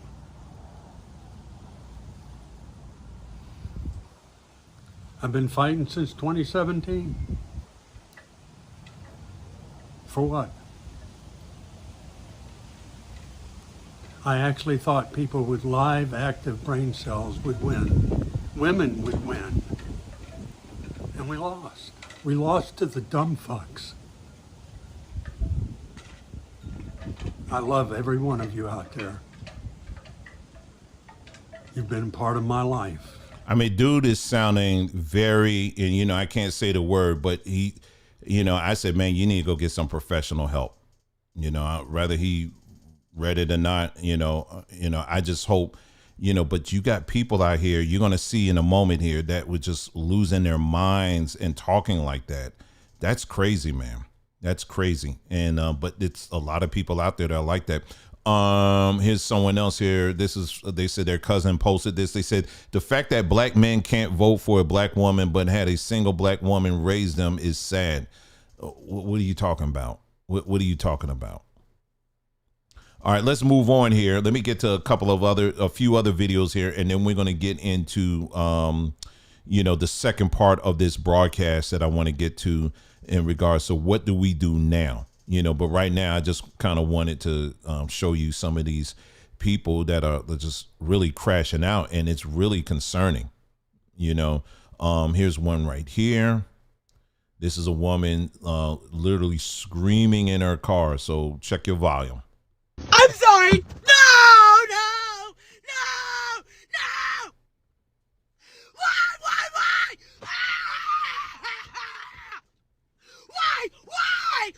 Do you really hate me that bad? I'm sorry. No.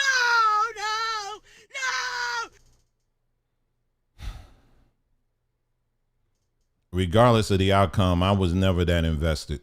Not like that. But this is what we got out here. Anyway, let's move on. Here's another person. No, not there. Let's see.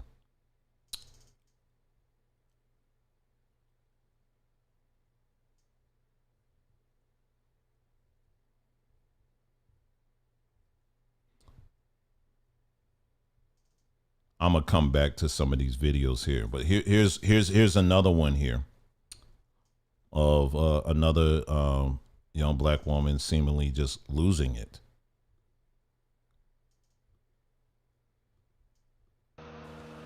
I don't know what the fuck y'all want me to say. I don't know what dream y'all want me to sell you, what reassurance you think that I should be giving you right now, but I can't. I'm a black woman in America, and I'm tired. I'm tired. I'm disgusted with this country. I'm disgusted with the people in this country, and I'm disgusted with myself because I had so much faith in humanity. Thank you, because I don't know what the fuck I was thinking. A country that literally was built on the back of racism, homophobia, misogyny. Like, what the fuck was I thinking? I went out and voted for the black man that got lynched 5 hours away from me. I went and voted for the people whose bodies were found behind a police precinct, 300 bodies. I voted for them. I'm tired. Yes, sis, you are tired. You're very tired, and you need to go get some help. I mean, it's what else can be said? I mean, about some of these people for real. Here's another one. Here's another one. Yo, I'm scared to go to sleep. I might wake up a motherfucking slave.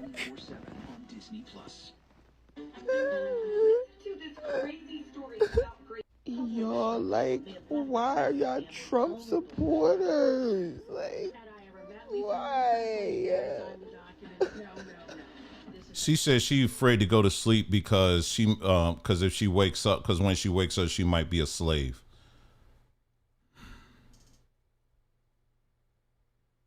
I mean, well, the good news is this.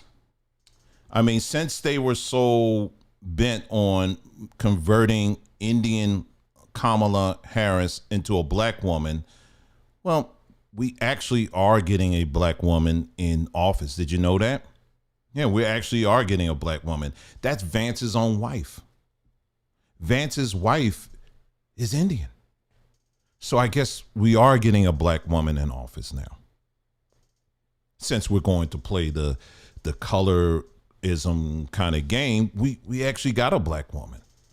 If we're going to do that.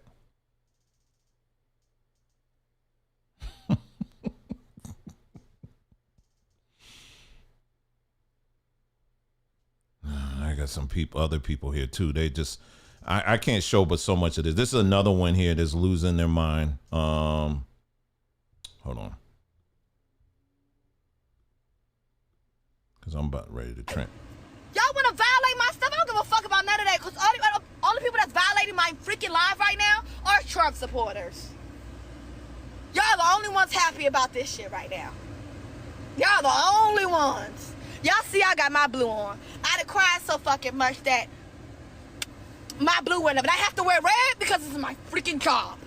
If I didn't have to wear this stupid ass color, I wouldn't be wearing it. Trust and believe me. Trust and believe me. I hate red so fucking much in my life. Unhinged. And these are people that are around us day in and day out, y'all. And here goes Ricky Smiley. Let's take a listen to Ricky Smiley here and what he has to say, the deep thoughts he has. I'm going to tell y'all, I was just on Instagram. I was feeling optimistic, but I'm looking at all of the different counties between Michigan, Pennsylvania, and Georgia. She is pulling Hillary Clinton numbers. Like, literally.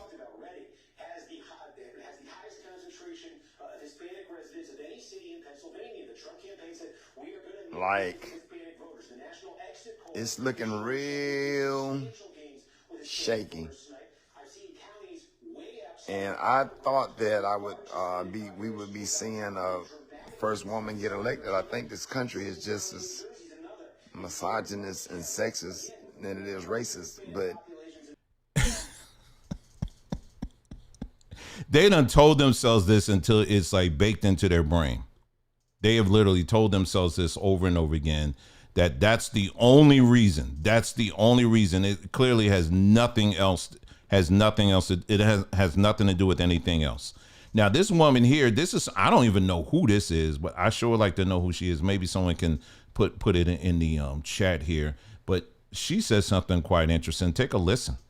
So disappointed and really insulted. I'm a Howard alum, and that she didn't have the decency to walk out and say something to her, to her university, make a comment to the United States. Things were not looking well for her. It wasn't completely over, but short of a miracle, we knew which way this was going. And that she didn't have some grace. I mean, it shows us how classless she actually is, a sore loser. And even though it's painful for her, for the Democrats, I think America might be relieved at recognizing and realizing they don't have to put up with this any longer. And if this is what they were walking into, maybe it's better that it gets, cut at the nip right now. Well, she ain't lying. All right. A few more, and then we're going to get into the second part, which is not going to be long at all. I promise y'all. I got a few more I think some meltdowns here, and let's see. I might not, because the meltdowns ain't really it's non-productive. Now I will. This is how many of y'all remember Tony Brown? I found another Tony Brown clip from back in the day, and he says something quite interesting. Let's take a listen to this. This is where it's getting constructive now. The meltdown stuff, we can look at that all day. You can look at that on your own time. But let's listen to what Tony Brown had to say years ago. Mr. Brown's comment on that. I was hoping you wouldn't.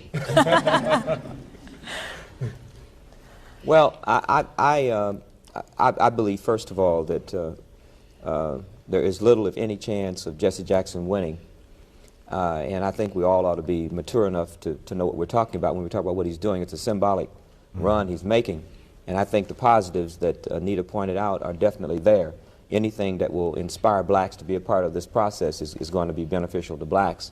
But I think the larger question is not a black candidacy. The larger question is the Democratic Party. Now, if 90% of blacks are Democrats, and the Democratic Party has rules, party caucuses, winner take all, it's loaded for the front runner, it's loaded against any black person winning. And if the logic is, and I'm not making a case for Jesse Jackson, but if the logic is no black should run because you'll take votes away from the white front runner, then we're assuring ourselves for the next zillion years of always having a white front runner. And I think blacks are very suspicious of the Republican Party, and they should be. But I think the fault is the black community is not suspicious enough of the Democratic Party, and it does not demand enough of the Democratic Party. And if I may say one last thing, I would support Jesse Jackson if he were running for a different reason. If he were running against the Democratic Party, I would support him as a black candidate. If he is running next March to turn over his followers to the white man who wins the nomination, then I will see no change in the Democratic Party. The Democratic Party at some point in time has to be shaken out of its racist attitudes. And it has to be during one of these 4-year periods shown that it did not get the black vote, and because it didn't get the black vote, it didn't win the presidency. When that happens, it will change. I don't see any hope of the Republican Party embracing a black agenda at all. Point to me what he said and there was incorrect. I mean, that's just, there you go. There you go. Very good stuff there. I just wanted to point this out to you as well. This is, I told y'all that the Latinos really turned out for Trump. And, you know, this is the same people that, you know, people on the left that were wanting to coddle and protect and said they're dreamers and all that. Well, the dreamers turned their dream into a nightmare. All right. And so here are just some samples of some of the things that they're already posting on social media. I think this is on Reddit, what they're saying, and you can read it on your own. Already, this is just, and then this is just a sample.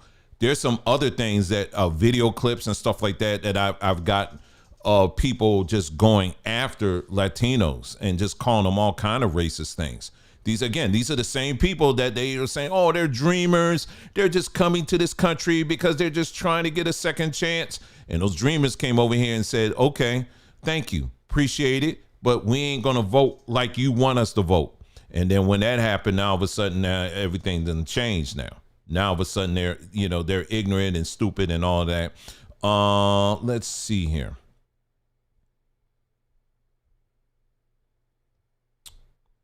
Let's see.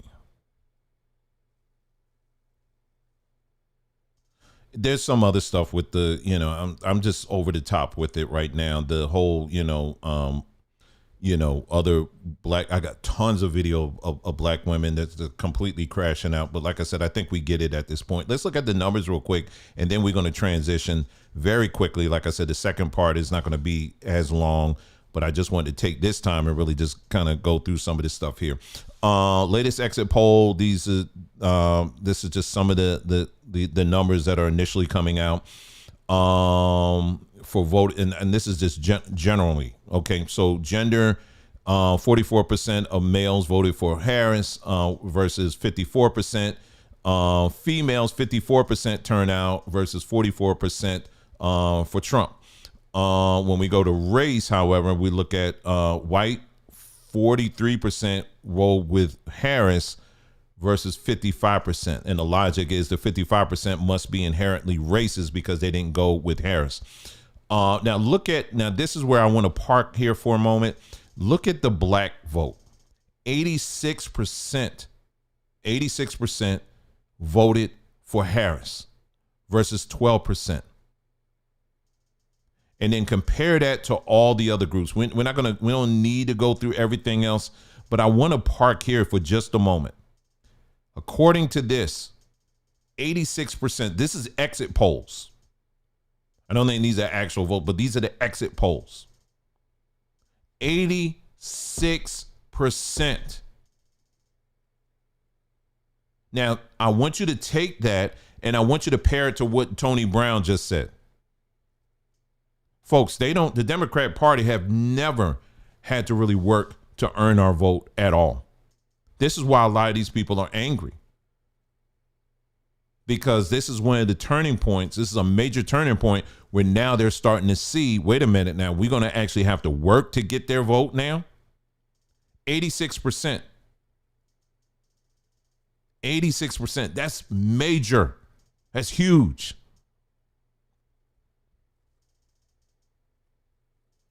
And that's and it's just, there's no diversity of anything like that when you look at that. Black people, by and large, are still tied into this one party, and that's it. And you wonder why you're never getting anything out of it. Whereas the other groups, when you look at the Asians, when you look at the Latinos, well, you know, there's some more diversity there, right? So they're more diverse. So that means that they can sit, like someone said something I thought was a really good point. They said, we need to have a seat at every table, not just at the Democrat table or the Republican table. We need to have a seat at every table. But what black people have been conditioned is to have a seat at one table and one table only. Well, if the person that's serving you at that table knows that you're not going to go to the restaurant across the street, they have no incentive to improve the menu. So they're just going to give you whatever the junk is, and you're just going to sit up there and take it. Meanwhile, other people, they're like, look, I got this restaurant app. They having there's a new restaurant that opened across the street. There's a new restaurant that opened downtown somewhere. I'm going to go there. And so what happens? The restaurant that we've been sitting up there for ages, now all of a sudden they're going to have to put in more work to keep us. But see, we don't think that way because we got these dusty, rusty behind churches that want to keep you in check and keep you in the plantation, right? So anyway, that's one there. Was there another one there? I think that pretty much covers the numbers that I want to talk about. Okay, this one, black men. Yeah, I pretty much covered that because, like I said, I didn't want to go too deep with that. Let's see. It's some more people talking about stuff here, you know, crashing out and all that. But there's one thing I do want to get into.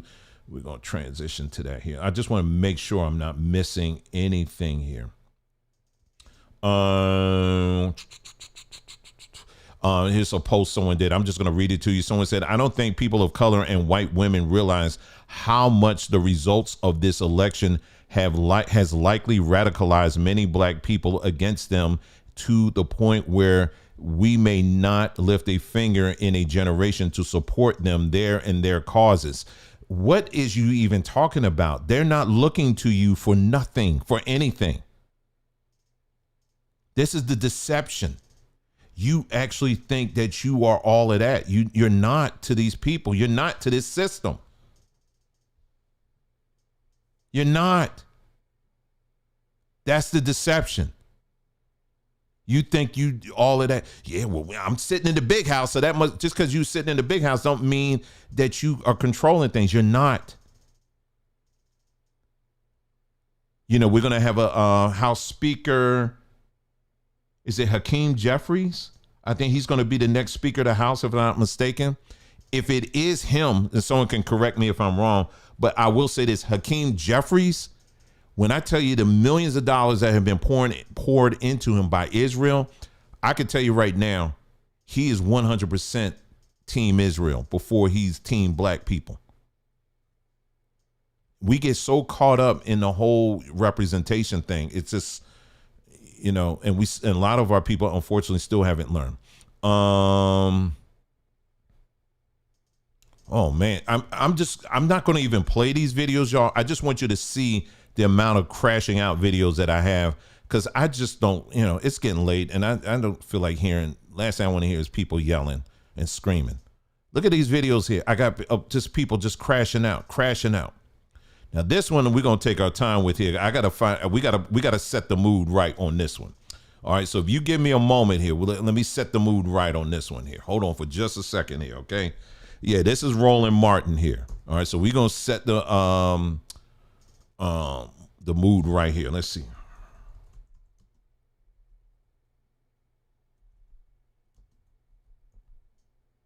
Okay, so let's see here.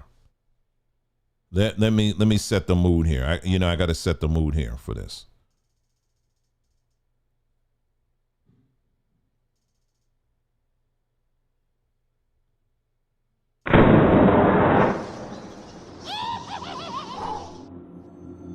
Okay. So I'm set the mood here. All right, with my volume on this here so I can control that. Okay. You're like, Dwayne, what is you doing? Just listen. When you look at states like New York, New Jersey, Harris barely wins those states. Lower margins than when Biden did.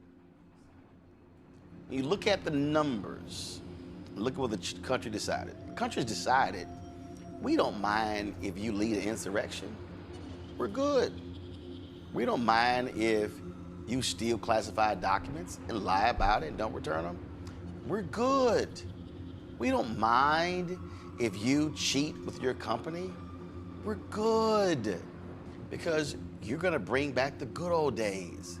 It's gonna be fabulous. The fact of the matter is, Trump inherits an economy fixed by Democrats. And he's gonna immediately claim credit for all of it. He's gonna say, oh, it came back all because I'm coming back. But do understand, you better pay attention when he lets Elon Musk run amok in the federal government.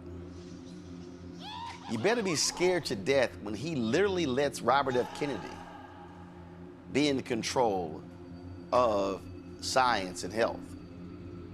Oh, you better bring back the mask and everything else, because it's about to be a lot more people who ain't vaccinated. And when polio comes back, and some of these other diseases that we conquered a long time ago come back, because you've got a crazed, deranged, anti-vaccine person in charge, well, there you go. Ghost stories. Dude out here passing out ghost stories. He said when polio comes back. He said when polio comes back. This is what this dude actually is out here saying. Polio's going to come back now that Trump is here. I can't with y'all. I really can't. Anyway, let me see what else I have here, and then we're gonna switch sales here in a moment here. Yeah. That's it for now. That's it. And then so now we're changing, and I'm getting to the meat of the second half of this broadcast, and I promise y'all we're gonna get right into it. Okay. So you just, so we've spent this so far, this whole part, just to kind of catch up, because it was like 2 days or so where I didn't even upload anything. Well, I didn't. Nicole, she did a video the other day, but I didn't want to do anything because I could just feel in the air, there's just a lot of anxiety, and it was a lot of distractions and stuff. So it would have been kind of pointless for me to do a video. So I just said, just let it go, and, we'll circle back. So this is kind of a catch up, this broadcast here.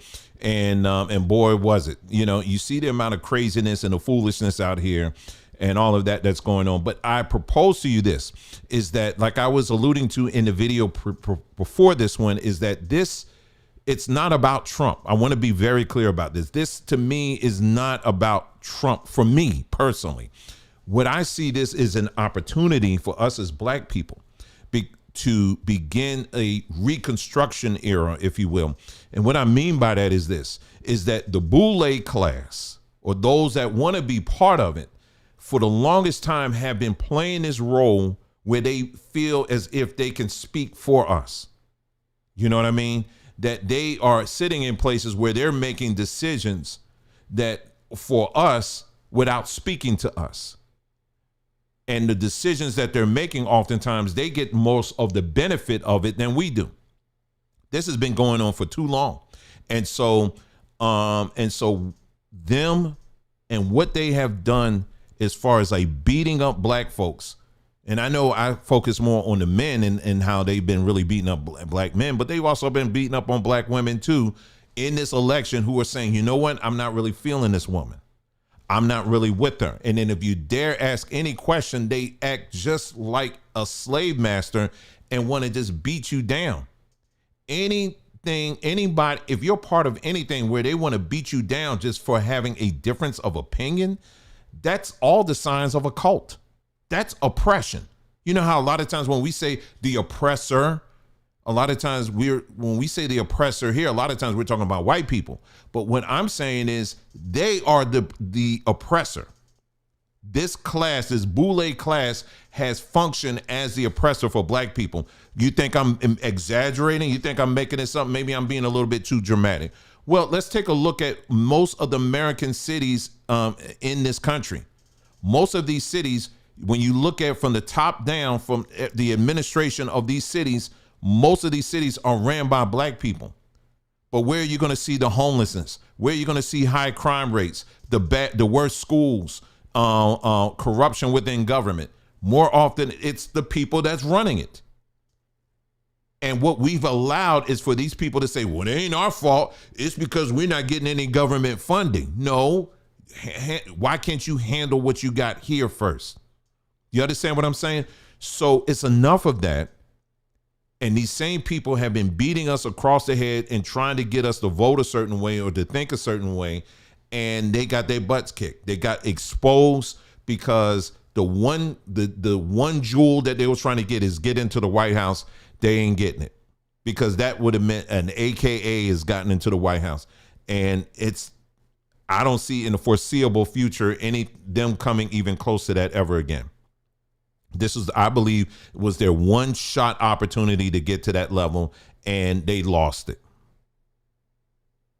And so for me, what I believe is that as a people, now we have to start focusing on all of these Negroes that were out here attacking black people, attacking other black people, and just using some of the worst of language or whatever. And now we need to start keeping these, how, you put all these, put their pictures basically on a wall. And now what needs to happen is we need to make sure we keep pressure on these people and let them know that you do not represent us in any way. You're done, period. Do you understand what I'm saying? And so the area that I personally am going to focus on are these churches. This is the area that I'm personally going to focus on, because these churches are the same institutions. And I got to be careful on what I'm saying here. These are the same institutions that a few years back were giving us government mandate instructions, medical instructions, and they were using the Bible as a justification to do it. And as I said in the last video, now we see how that turned out, don't we? But black people, even then, when we would raise our hands and say, hey, I got questions about this, what was their response? It was very just down, you don't know what you're talking about, and you need to shut up and you need to trust the science. Don't you see that we got all these black doctors here?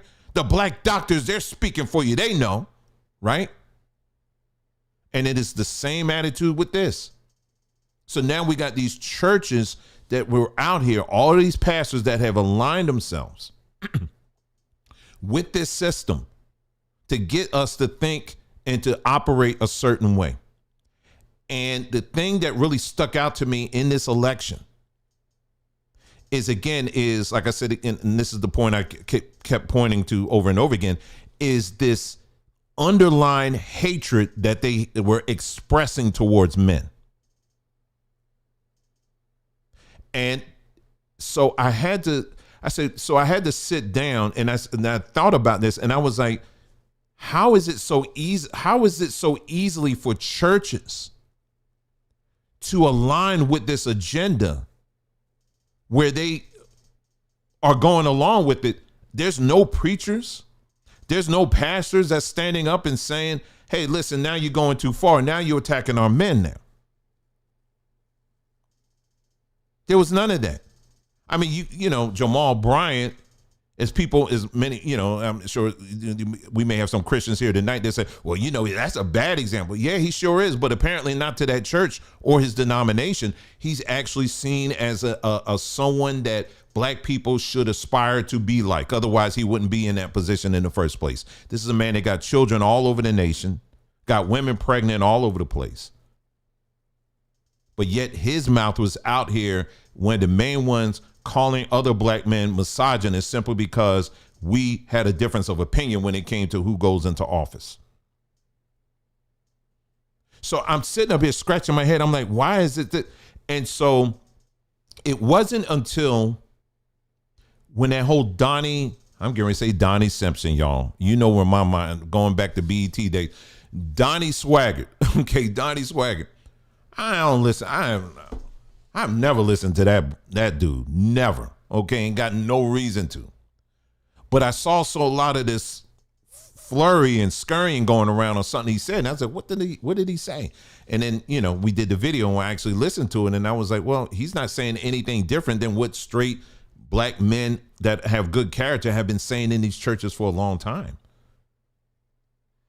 We've been calling out a lot of this stuff.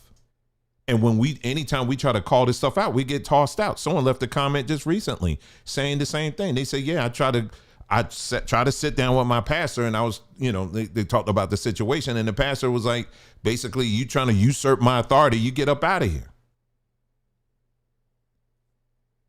So I want you to understand this. So now I'm like, okay, there's a reason why the church, these church systems could easily adapt to this anti-male thing that I'm noticing here. So then I start thinking a little bit deeper. And then when that little thing came out, they had Yolanda Adams, they had all them other preachers on there, and they were talking about how they we need to line up with Kamala and all this other stuff, right? And Yolanda Adams stuck out to me. I mean, it was all people on there, but Yolanda Adams, for whatever reason, stuck out to me. And I looked at, and I remember, I said, Yolanda Adams, I know she has a history of being very LGBT friendly. And let me get this short. It was an interview she did. Let me see if I can find it for you very quickly.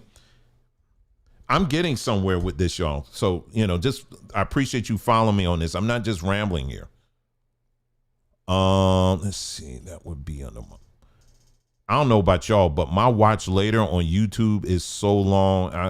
I got stuff on there, man. I don't know if I ever watch. I got so much stuff on there. Anyway, Yolanda Adams, I want you to pay attention to this interview she did. This was 9 months ago.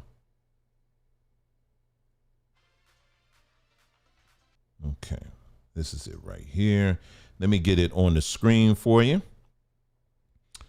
And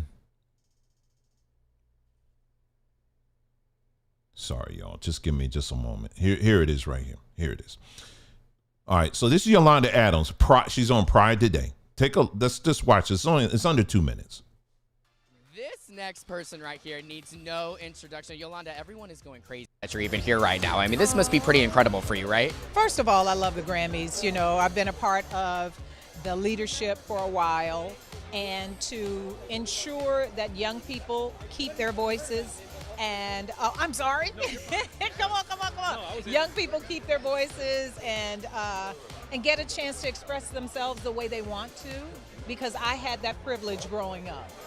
There was no thing in my house that I had to sing gospel music. I just chose to because of the way it made me feel. And, my mom she's always said, Yolanda is a person who sings gospel. She doesn't have to sing gospel. And that's lived with me forever. I'm like, wow, my mom was pretty cool with that. Thanks, Mom. Yes. We have your mom to thank, because I can tell you right now, so many of us, when we need a pick-me-up, we listen to your stuff. Girl, you bring so many people out from the rut. I mean, that's pretty powerful what you can do. Good, but that's what I believe I was born for, And I'm so glad that God gave me the heart that he gave me, because I lived in a home where there was no judgment of anything, So how can you judge what God created? I'm going to just leave that there.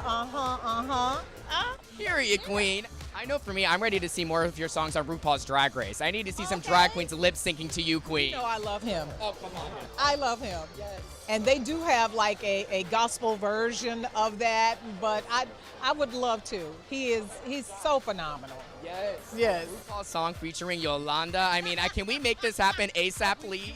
We do kind of look alike sometimes, We. Okay.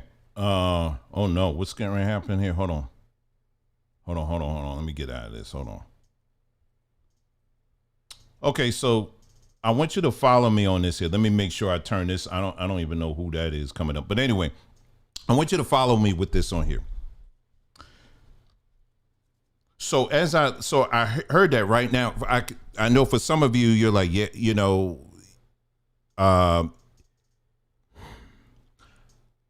this where I'm getting ready to go. What I'm not doing is I'm not attacking LGBT people. I want to be very clear with that. Okay, this is not an attack at all. Okay, so I want you to at least hear me out and what I'm saying here. Okay, so I'm looking at this, and there's a lot more too. She did some other stuff there too, but she's not the only one. But there's other, you know, now I'm looking at gospel music in general. And so the first question that came to my mind was how is this? When I was in Christendom, we would say that, oh, she's an anointed singer. She's an anointed singer. So for those of you who are Christians, those of you who are Bible believers, this is a question that I'm just going to leave with you. And I want you to kind of process that on your own time. Okay. Is that how is, when we think of the word anointed, right? And when we think of how the Bible describes anointing, basically it's a set apart. It's the Spirit of God, the God that the Bible's talking about. You know, how he's so holy and set apart, and, you know, he's not going to share his glory with another. And, you know, what fellowship does light have with darkness? But here we have an example here of an individual who is sharing the anointing, if you will, with some people who are engaging in things that the Bible makes very clear that is not anointed. Okay, I hope you follow me here for a second. So the question is, are these people even, what is anointing? Because if we could say this person here is anointed, but yet they can kind of on the gay scene and all of that, and all that's cool, then how is that anointing? Now, for some of you, you will immediately pivot to the scripture that says, well, the gifts of God are given without repentance. Well, I'm glad you brought that up. So let me ask you this. Why would God, who we say is holy, he's set apart, he's without, absent of sin, absent of all that, what fellowship does light have with darkness, the whole nine, why would he give gifts to people that are anti-him, that are anti his character, that are anti his nature? Why would he do that? See, these are the questions that, you know, those of us that grew up in the church, or, you know, and been in Christianity, we've been afraid to ask these things because we're saying, don't you dare ask. God is, his ways above our ways and his thoughts are above our thoughts. But sometimes I got some questions, and this is one of them, one of many of them. Right. And so anyway, so it's not just her though. So I start thinking about this even more. And then we start getting into a little bit of history. As soon as I can get to my page here, we're almost done here. And it's somehow all of this is tying together, and it trust me, it is here. But here we go. Here's a post. If you didn't catch it, this is a post that I posted here on the community page. I know it's hard to read. Let me make it bigger for you. Clara Ward. And someone left a comment on under this one too that I'm gonna read. But let me read this to you real quick. In addition, Clara Ward singers, some of y'all old school people, you know, if you old school in gospel, you know the name. In addition to Cleveland, talking about James Cleveland, there were two women who sometimes engaged in same-sex relationships who were just as crucial to Aretha's development. Gospel singer Clara Ward, known for her shiny metallic gowns and elephantine, hope I'm saying that, bouffants, found safety in several sexual relationships with women, according to her sister Willa. But she was also the girlfriend of Aretha's father. With her sharp, dynamic singing and bouncy piano playing, Clara became a musical advisor to Aretha. She also stepped in as a maternal figure since Aretha lost her own mother when she was a child. And then, so Aretha Franklin, there's all kinds of, you know, stuff that she was exposed to on this, but Clara Ward, You know, that was one thing there. Now, Sylvester, let me just click on this because someone was asking, who's Sylvester? Here we go. This is him right here. Okay, that's Sylvester right there. Okay, now those of you who grew up in the 70s or you know in the 70s, you know all about that. There is a connection, and this is what we're going to get into in a later video.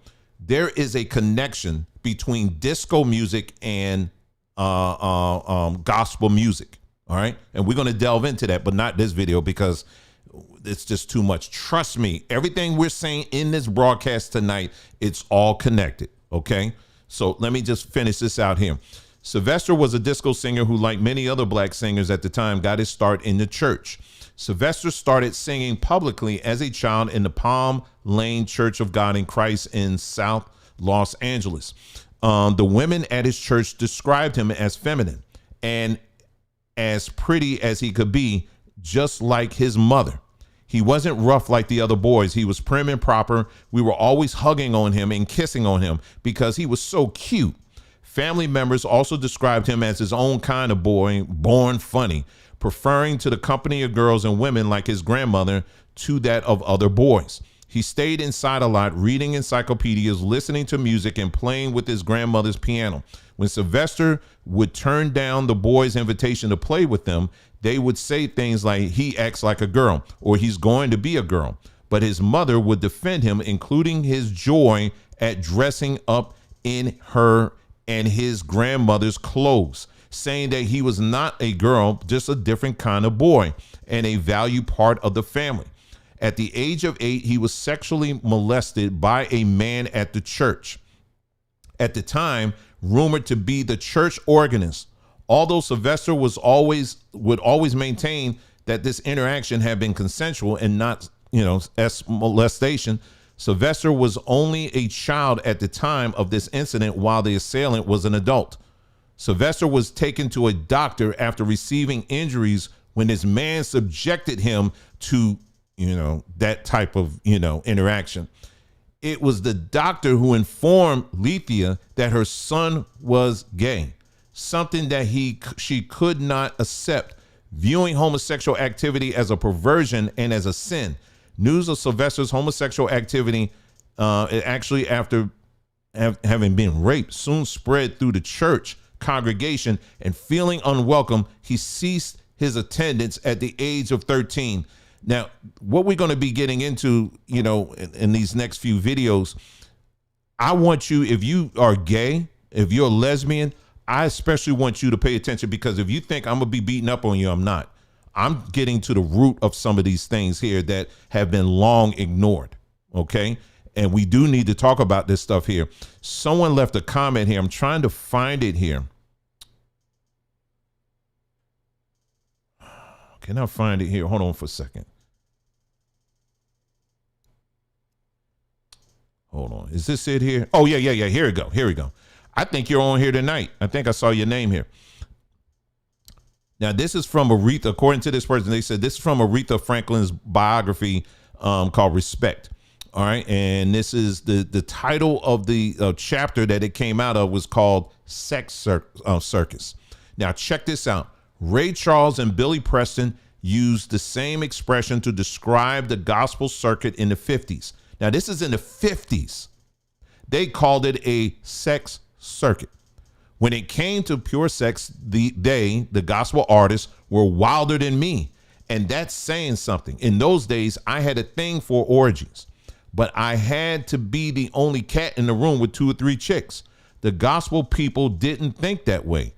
The cats liked it with the cats, and the chicks liked the chicks, and no one minded mixing it up this way or that.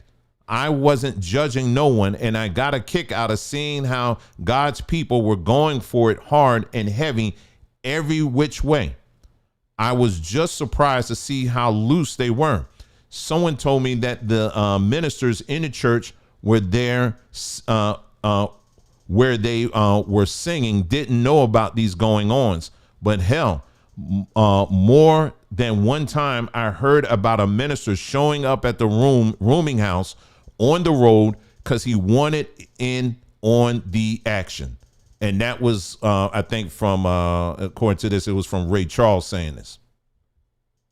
Now, why am I bringing all of this up? What the heck does all of this got to do with anything that we talked about this evening? Now, like I said, again, we're talking about, like I said, my focus is going to be on the church system and showing you that this system was never designed for straight men that have good character. It was never designed for that. So what we're going to look at is we're going to look at the roots of modern gospel music. Okay, I say there's gospel music, and then I'll say it's spirituals. Okay, spirituals, now you're getting back into slavery. Okay, that's different. Okay, but I'm talking about gospel music as we know it today. That's what we're going to get into. Okay, and because, see, again, think of it this way. The way my mind works on it, I'm trying to help you out because I know it's for, you're like, man, it seems like you're all over the place. When you're going to tear down an entire structure, it ain't just you whacking it. Those guys, they got to go in and you got to plant, explosives on certain floors and all of that, so that when you hit that button, the whole thing comes down. That's what we're doing when we're talking about this whole church thing and how it's related to this hatred that they have for straight black men that have good character. All right. That's the journey that we're going on here. Okay. So it may feel like we're going in the weeds a little bit, but trust me, on the other side, as we keep moving, it's going to be a little bit clearer. So when we look at gospel music, again, modern gospel music as we know it today, we must, from a historical, factual perspective, this is going to mess some of y'all up. You have to give credit to gay and lesbians. You have to. You have to. And that's not me co-signing on their lifestyle. That's me simply saying that they had a major part in the music that the church uses day in, Sunday to Sunday to Sunday. So you have to give them credit for that. When we talk about all the jokes about the choirs and the choir leaders and all of that, these people, a lot of them were gays and lesbians. Many of them were. So you see slowly the setup that's taking place here when you go back in history and you begin to slow walk your way to the present. This is a system, again, that from the ground up, it was not designed for straight black or straight men that have good character. It wasn't. Because as you listen to that story right there that we were just talking about, that story that we were just talking about with Sylvester, when I tell you, I cannot tell you how many, when I was reading that, I was about ready to throw this microphone at my computer, because when I hear of children getting abused like that, it's this, and I know for many of you, it sets me off. It gets me angry when I hear that stuff. But this is you want to talk about the biggest hypocrisy that we got going on right now is all these people wanting to talk about Diddy's house. When you have Diddy houses that are in operation right now every Sunday all across America in these black churches. Left and right. A lot of these churches are factories where they generate broken men, broken women. And this stuff goes on all the time.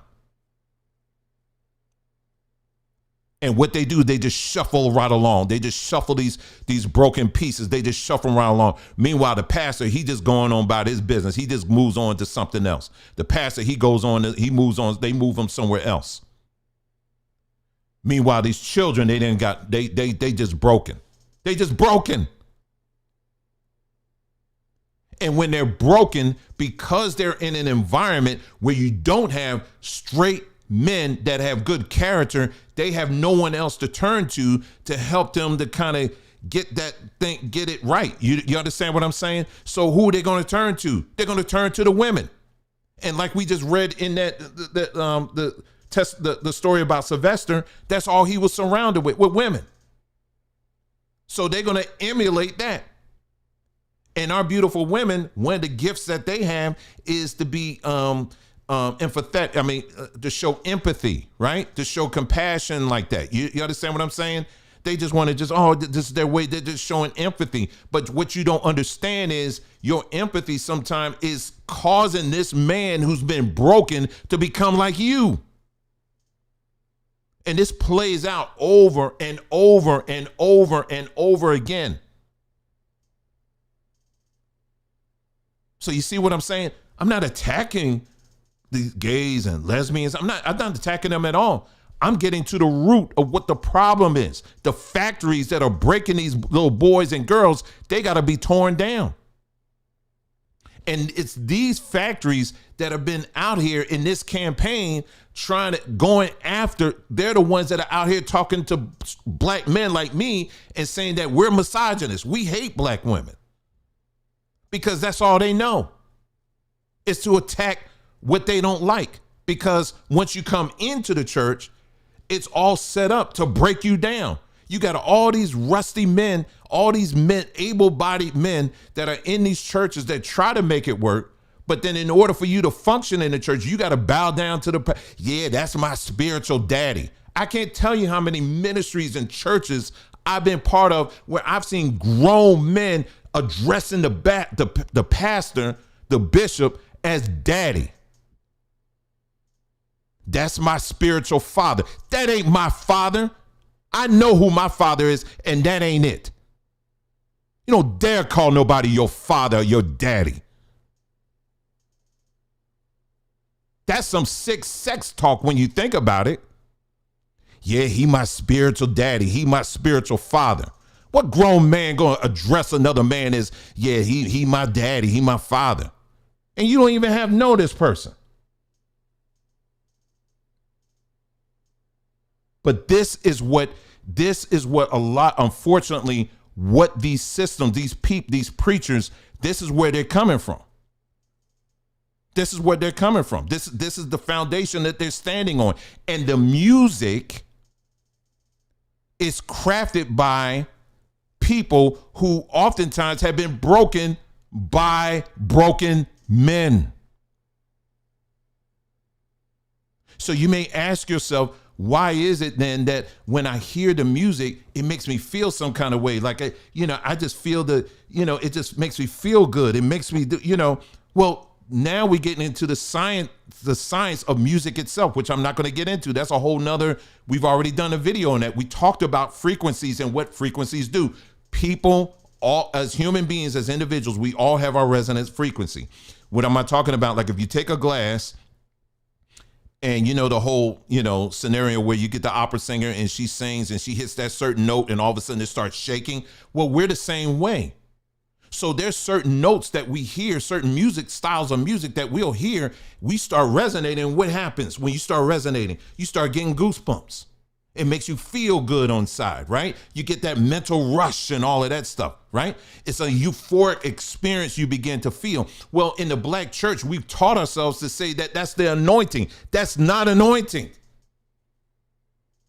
It's not what you're preaching.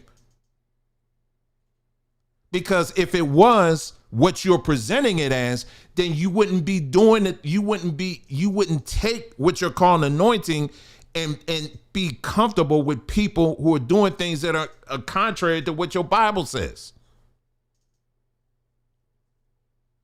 That doesn't make sense at all. How are you going to be someone that's anointed and you pro-abortion? Let me say that again. How are you going to be someone that claims to be anointed and you are pro-abortion? Can you even attempt to make some sense out of that? How is that even possible? But people try to make that possible. They try to make that make sense, but it doesn't make sense. So no, what we have been calling anointing, and I have a video that's if you scroll down, I forgot just do a search for anointing on our channel. and just watch the video, because I talk about that. I do a breakdown on all of that. So as I'm bringing this to a close, let me look at my time here. But as I'm bringing this to a close, this is what I'm talking about when I say that this is an opportunity. Now that the election is over, now we're going to have to start going in on these people who have been out here lying to us. But see, when I say it's got to be brought down, you don't just do it recklessly. You got to be meticulous. You got to go through the history so you understand what it is that's being brought down so that it doesn't come up again. Do you understand what I'm saying? That's why I say you got to go back. So we're going to look at gospel music. We're going to look at, someone brought up like the Hawkins family, for example. We're going to look at, what was it? The Hawkins family. That was one. There's another, there's certain churches. There was another family too that I brought up. People like Daryl Coley, who used to sing with the Hawkins singers. There's another, he's another individual. There's Darwin Hobbs. I mean, there's different ones. Now, you may say, well, wait a minute, now you name dropping here. Now, some of these people were married. Yeah, they were married, but come on now. Come on. And we're going to talk about the history of how the disco genre, who really helped made that into a genre. It was gospel music. When you look at, what was it, the New York, I think it was the New York City Mass Choir or something like that. They were known to be a group that had nothing but homosexuals up in there. But their music was being played in the discos. Mighty Clouds of Joy, same thing. Their music was being played in the discos. And so they would take certain things and runs and stuff like that, and they would put it in the discos, and people be in the discos. Who was all in the discos during that time? Well, it was mostly, it was mostly gay, homosexuals and lesbians in there. That's why they have this appeal to, gospel singers, because again, they can relate to that because that comes all the way back from the days of disco. Like when you see that music where they're doing, I forgot, like what's his name? She just mentioned RuPaul. The transvestites, and they're like, dun, dun, dun, dun, dun, dun, dun, dun, dun, dun. It's a style of music. Well, that's rooted in gospel music. Mississippi Mass Choir, that's right. Tone, he's another one. So we have to so if we're going to deal with this whole church thing, my approach isn't simply look at him, he's wrong, don't listen to him, throw away your gospel music. No.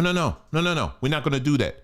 We're going to look at music. We're going to look at this thing for what it is, and we're going to spot out the trouble areas, and we're going to figure out, okay, this needs to go, this needs to go, this needs to go. I have no interest in repairing the church. You understand what I'm saying? Let me say that again. This is not about repairing the church. This is not about defending the Bible, and this is not about defending Christianity. And I'm going to Jesus himself. And I'm going to close with this. You know what motivates me with this? And I'm done. I'm completely done with this because I want to close with this. What motivates me is this. Is that when I think about my own ancestors, when I think about my own people who gave them themselves of this system, what we call the church, what they sold themselves out for was a system that had a value at one time, that did have a value to some degree, of strong men who were full of character, who didn't tolerate this stuff. Same thing with the women. They didn't tolerate certain things. I'm not going to sit up here to church and tell you that everybody in the church is bad and evil. No, I'm talking about the system. That is my focus, is the system. Do you understand what I'm saying? That's the focus, is the system. So you have people that are in the churches today. Not all the people in churches are evil or bad. No, that's not true at all. We're talking about the system. So my ancestors who gave of themselves, they gave of their money, they gave of their time. This is what the idea of having something where there is a system of absolute right and there's a system of absolute wrong. That's what they sold themselves for. That's what they gave of themselves to their dying day. But to sit up here and to watch these preachers take that memory and toss it away, and now they want to replace it with, now all of a sudden we're for trannies, we're for, watching children, having children get their stuff cut off and all that. We're for gender reassignment surgery. We're for abortion. And then you want to bring all this other clown stuff in here. No, that's not what they, so it's for anything. It's the memory that I want to preserve. And I say, how dare you do that? It's kind of like this, like if my mom's, let's say she said, Dwayne, I'm so excited. I got tickets to go see this concert to see somebody, the X-Clan. I don't, somebody, I don't know. She said, I want to go see this group or whatever. And I'm like, okay, fine. So I drop her off and then she calls me 20 minutes later and says, well, Dwayne, you gonna come pick me up? And I'm like, why? And she said, well, because they won't let me in. I'm like, well, you got a ticket, you paid for it. And I said, I know, but they won't let me in. So I don't care about the group. I don't care about their music, but I do care about them not doing my mom right. Do you understand what I'm saying? And that's what I'm saying with this whole thing that we're getting ready to get into. I do care about them taking the memory of our people and the principles that we stood on and taking that and you just trashing it for some other things. And through this, what I hope is that we'll be able to have a good conversations with people who have come up in the church and you are LGBT, maybe you fall in that category, and we can have a conversation where we can get to the root of these things. You understand what I'm saying? All in love, and that's it. So it's not about attacking people in this group. I'll tell you out in the front, I don't agree with the lifestyle, right? I'll be totally honest with that. But at the same time, I also know what has fueled that lifestyle, and it's this system. It's the same system that we just witnessed in this whole campaign that was attacking straight black men. So that's where we're going to get into on this as we get into this. So we're done. We're done with this broadcast. That's it. I know we covered quite a bit. This was kind of a catch-up broadcast. And then, like I said, the second part, I wanted to give you kind of an idea of where we're going with this, because we're not, I see this as a Reconstruction era. When I think about her campaign, Kamala's campaign, she literally had people, Sexy Red up there, who basically says something to the effect that, how you going to use someone like a Sexy Red to promote your campaign? She got up here and she said, and I can't quote her directly, but I'll say enough where you understand. She said, the reason why my smells is because I have a lot of sex. This is what she said. Then you got Cardi B up there who has admitted to poisoning black men so that she can rob them. This is who Kamala was surrounding herself with. And you wonder why you didn't win? You wonder why black men weren't feeling that? I mean, come on. You understand what I'm saying? So yeah. So this is I'm proud and I'm happy to see our people taking a stand. At least some of us are taking a stand, and I think there is some turn that's happening that looks really good. And I just say we got to keep going in this direction, and we cannot let up on any of these people. But we're going to have to be truthful and honest when we're dealing with this stuff. And these individuals, we cannot give them any more quarter. They have to come down. They have to be exposed, and they got to be removed out of the equation, period. You done gave us medical advice, and we saw where that goes. Now you're trying to give us government advice, and y'all were the main ones that was out here shooting down reparations. So you gots to go. You did 2 strikes. You don't get a 3rd strike. You get the hell up out of here. That's what happens. And now we're getting in deeper, and we're seeing that you giving green light to the messing around with our little children. No, you get all the way up out of here with that. So it's war now. So this goes beyond just Trump.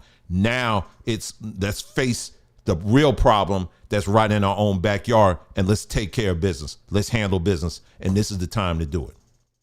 All right. So thanks again, you guys, for tuning in, and really appreciate you guys spending this evening with me.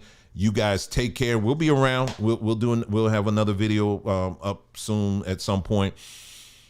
And we can all take a deep breath and just get ready for the remainder of this year, right? You guys take care. And again, really appreciate you guys. Take care and enjoy the rest of your evening.